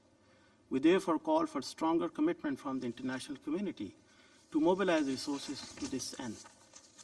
Mr. President, regulations of arms, including through enhanced controls and improved standards for their transfer, are essential. The enforcement of arms embargoes imposed by the Security Council is vital. Effective marking and increased cooperation in the tracing of weapons is necessary. These mechanisms however, primarily focus on regulating the supply side of these arms. There is urgent need to evolve mechanism and mobilize the political will to address the demand side. That means dealing with unresolved disputes, the root causes of conflicts, breeding grounds of terrorism, and the factors behind the rise in organized crime. In most cases, peace and security is threatened by the ultra-nationalist and hegemonic policies of some states, particularly those that are turbocharged by the extremist ideologies. These states seek to build up conventional and nuclear weapons capabilities, including by acquisitions of weapons to threaten neighbors, impose their regional hegemony, and promote great power aspirations. They also indulge in behavior that seeks to oppress their minorities and also crush the quest for self-determination. These states are emboldened by lack of global accountability and the generous supply of advanced weapons and technologies from multiple sources have also emboldened such regimes to follow this aggressive course. Mr. President, the causes of war are even more important to address than the instruments of war. In order to deal with the growing and unacceptable human cost that these weapons inflict, particularly in situations of foreign occupation and suppression of the right to self-determination, a comprehensive and integrated approach is required. It is perhaps time to initiate a new debate about the linkage between excessive production, trade, and the use of these arms and their impact on societies. We know from historical experience that instituting controls and trade and transfer cannot be separated from motivations behind arms production. Similarly, arms acquisition by states motivated by security needs cannot be delinked from their production and sale, which is driven by profit and politics. It remains a grim irony that weapons which propel and sustain conflicts come from areas or regions that enjoy peace. Only 4 countries account for 2/3 of global arms exports, while major importers are developing countries, mainly in the Middle East, Asia, and Africa. We need to make the entire chain of development, production, trade, transfer, and impact of these arms part of the new global debate. Pakistan has developed the necessary legislative, regulatory, enforcement, and institutional mechanisms to regulate the sale, supply, import, and transfer of these arms. An interministerial group addresses these issues in an integrated manner. We have adopted policy guidelines for the export of conventional arms and established mechanisms to regulate trade, ownership, and the use of these arms. We are also taking additional measures, including in the areas of enforcement, imports, and licensing. I thank you for your attention. Thank you, Mr. President. I thank Pakistan for that statement and now give the floor to Lebanon. Thank you, Mr. President. I would like to congratulate you first on assuming the presidency of the Council for this month and to thank you for organizing this important open debate. Mr. President, Lebanon shares with many other countries its grave concern over the exacerbation of the problem linked to non-compliance with arms transfer obligations as well as the illicit trade in small arms and light weapons. Much of the conflicts faced in my region and the neighboring regions are linked to such transfers. Non-compliance with arms transfer obligations escalates and prolongs local conflicts and further destabilizes regional stability. It intensifies violation of human rights by state and non-state actors, thus worsening the lives of civilians. It is also an enabler of terrorist groups, since such illicit trade or transfer can fall in the hand of terrorists or other non-state actors, thus increasing the risk of terrorism and other forms of violence. And it has direct negative impact on the economic and social development in affected countries. Mr. President, the international community can play a crucial role in enhancing efforts of all states in preventing violations of agreements and regulations concerning the transfers of conventional weapons and military equipments. Many treaties and agreements are enforced to regulate arms exports and transfers, but clearly that is not enough and more needs to be done. Existing international treaties and agreements need to be strengthened. Providing technical assistance and training to member states to enhance their capacity to implement arms transfers regulations and to ensure proper end-use monitoring is also required. All states, especially main exporters of arms and weapons, need to be transparent about their arms exports and transfers and to share information about potential violations of arms transfer agreement and regulations. Sanctions and arms embargoes put in place by the Security Council needs to be respected and implemented by all states. On a national level, updating and strengthening national legislations is needed regularly. This can include measures such as stricter licensing requirements and mandatory end-use monitoring. Enhancing border controls is also a key element. It requires investing in technology and training for custom officials to identify and intercept illegal arms shipments by land and sea.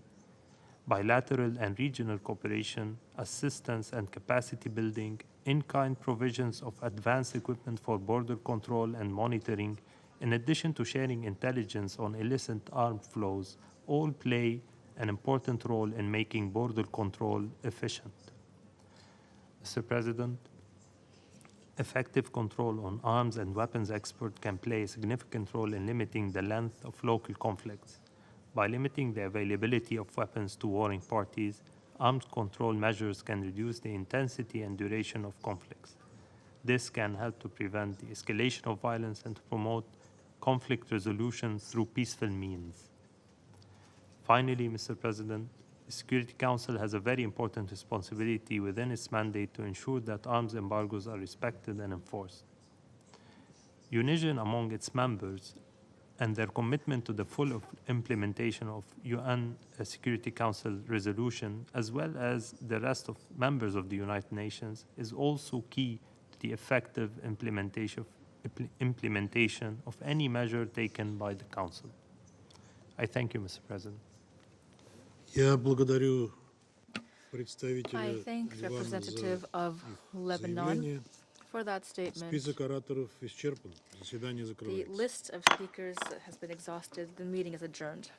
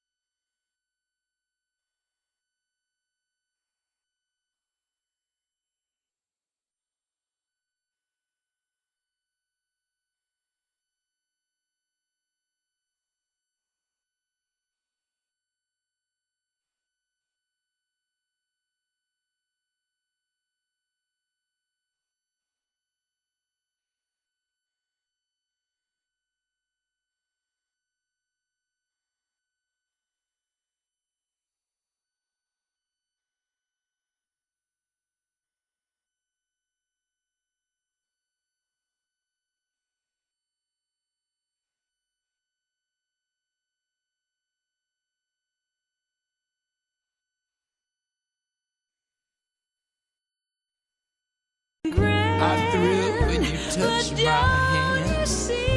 How can you do this thing to me?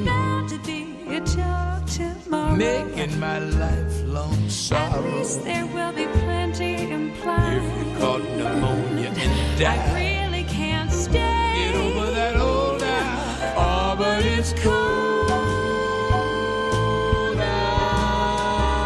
outside.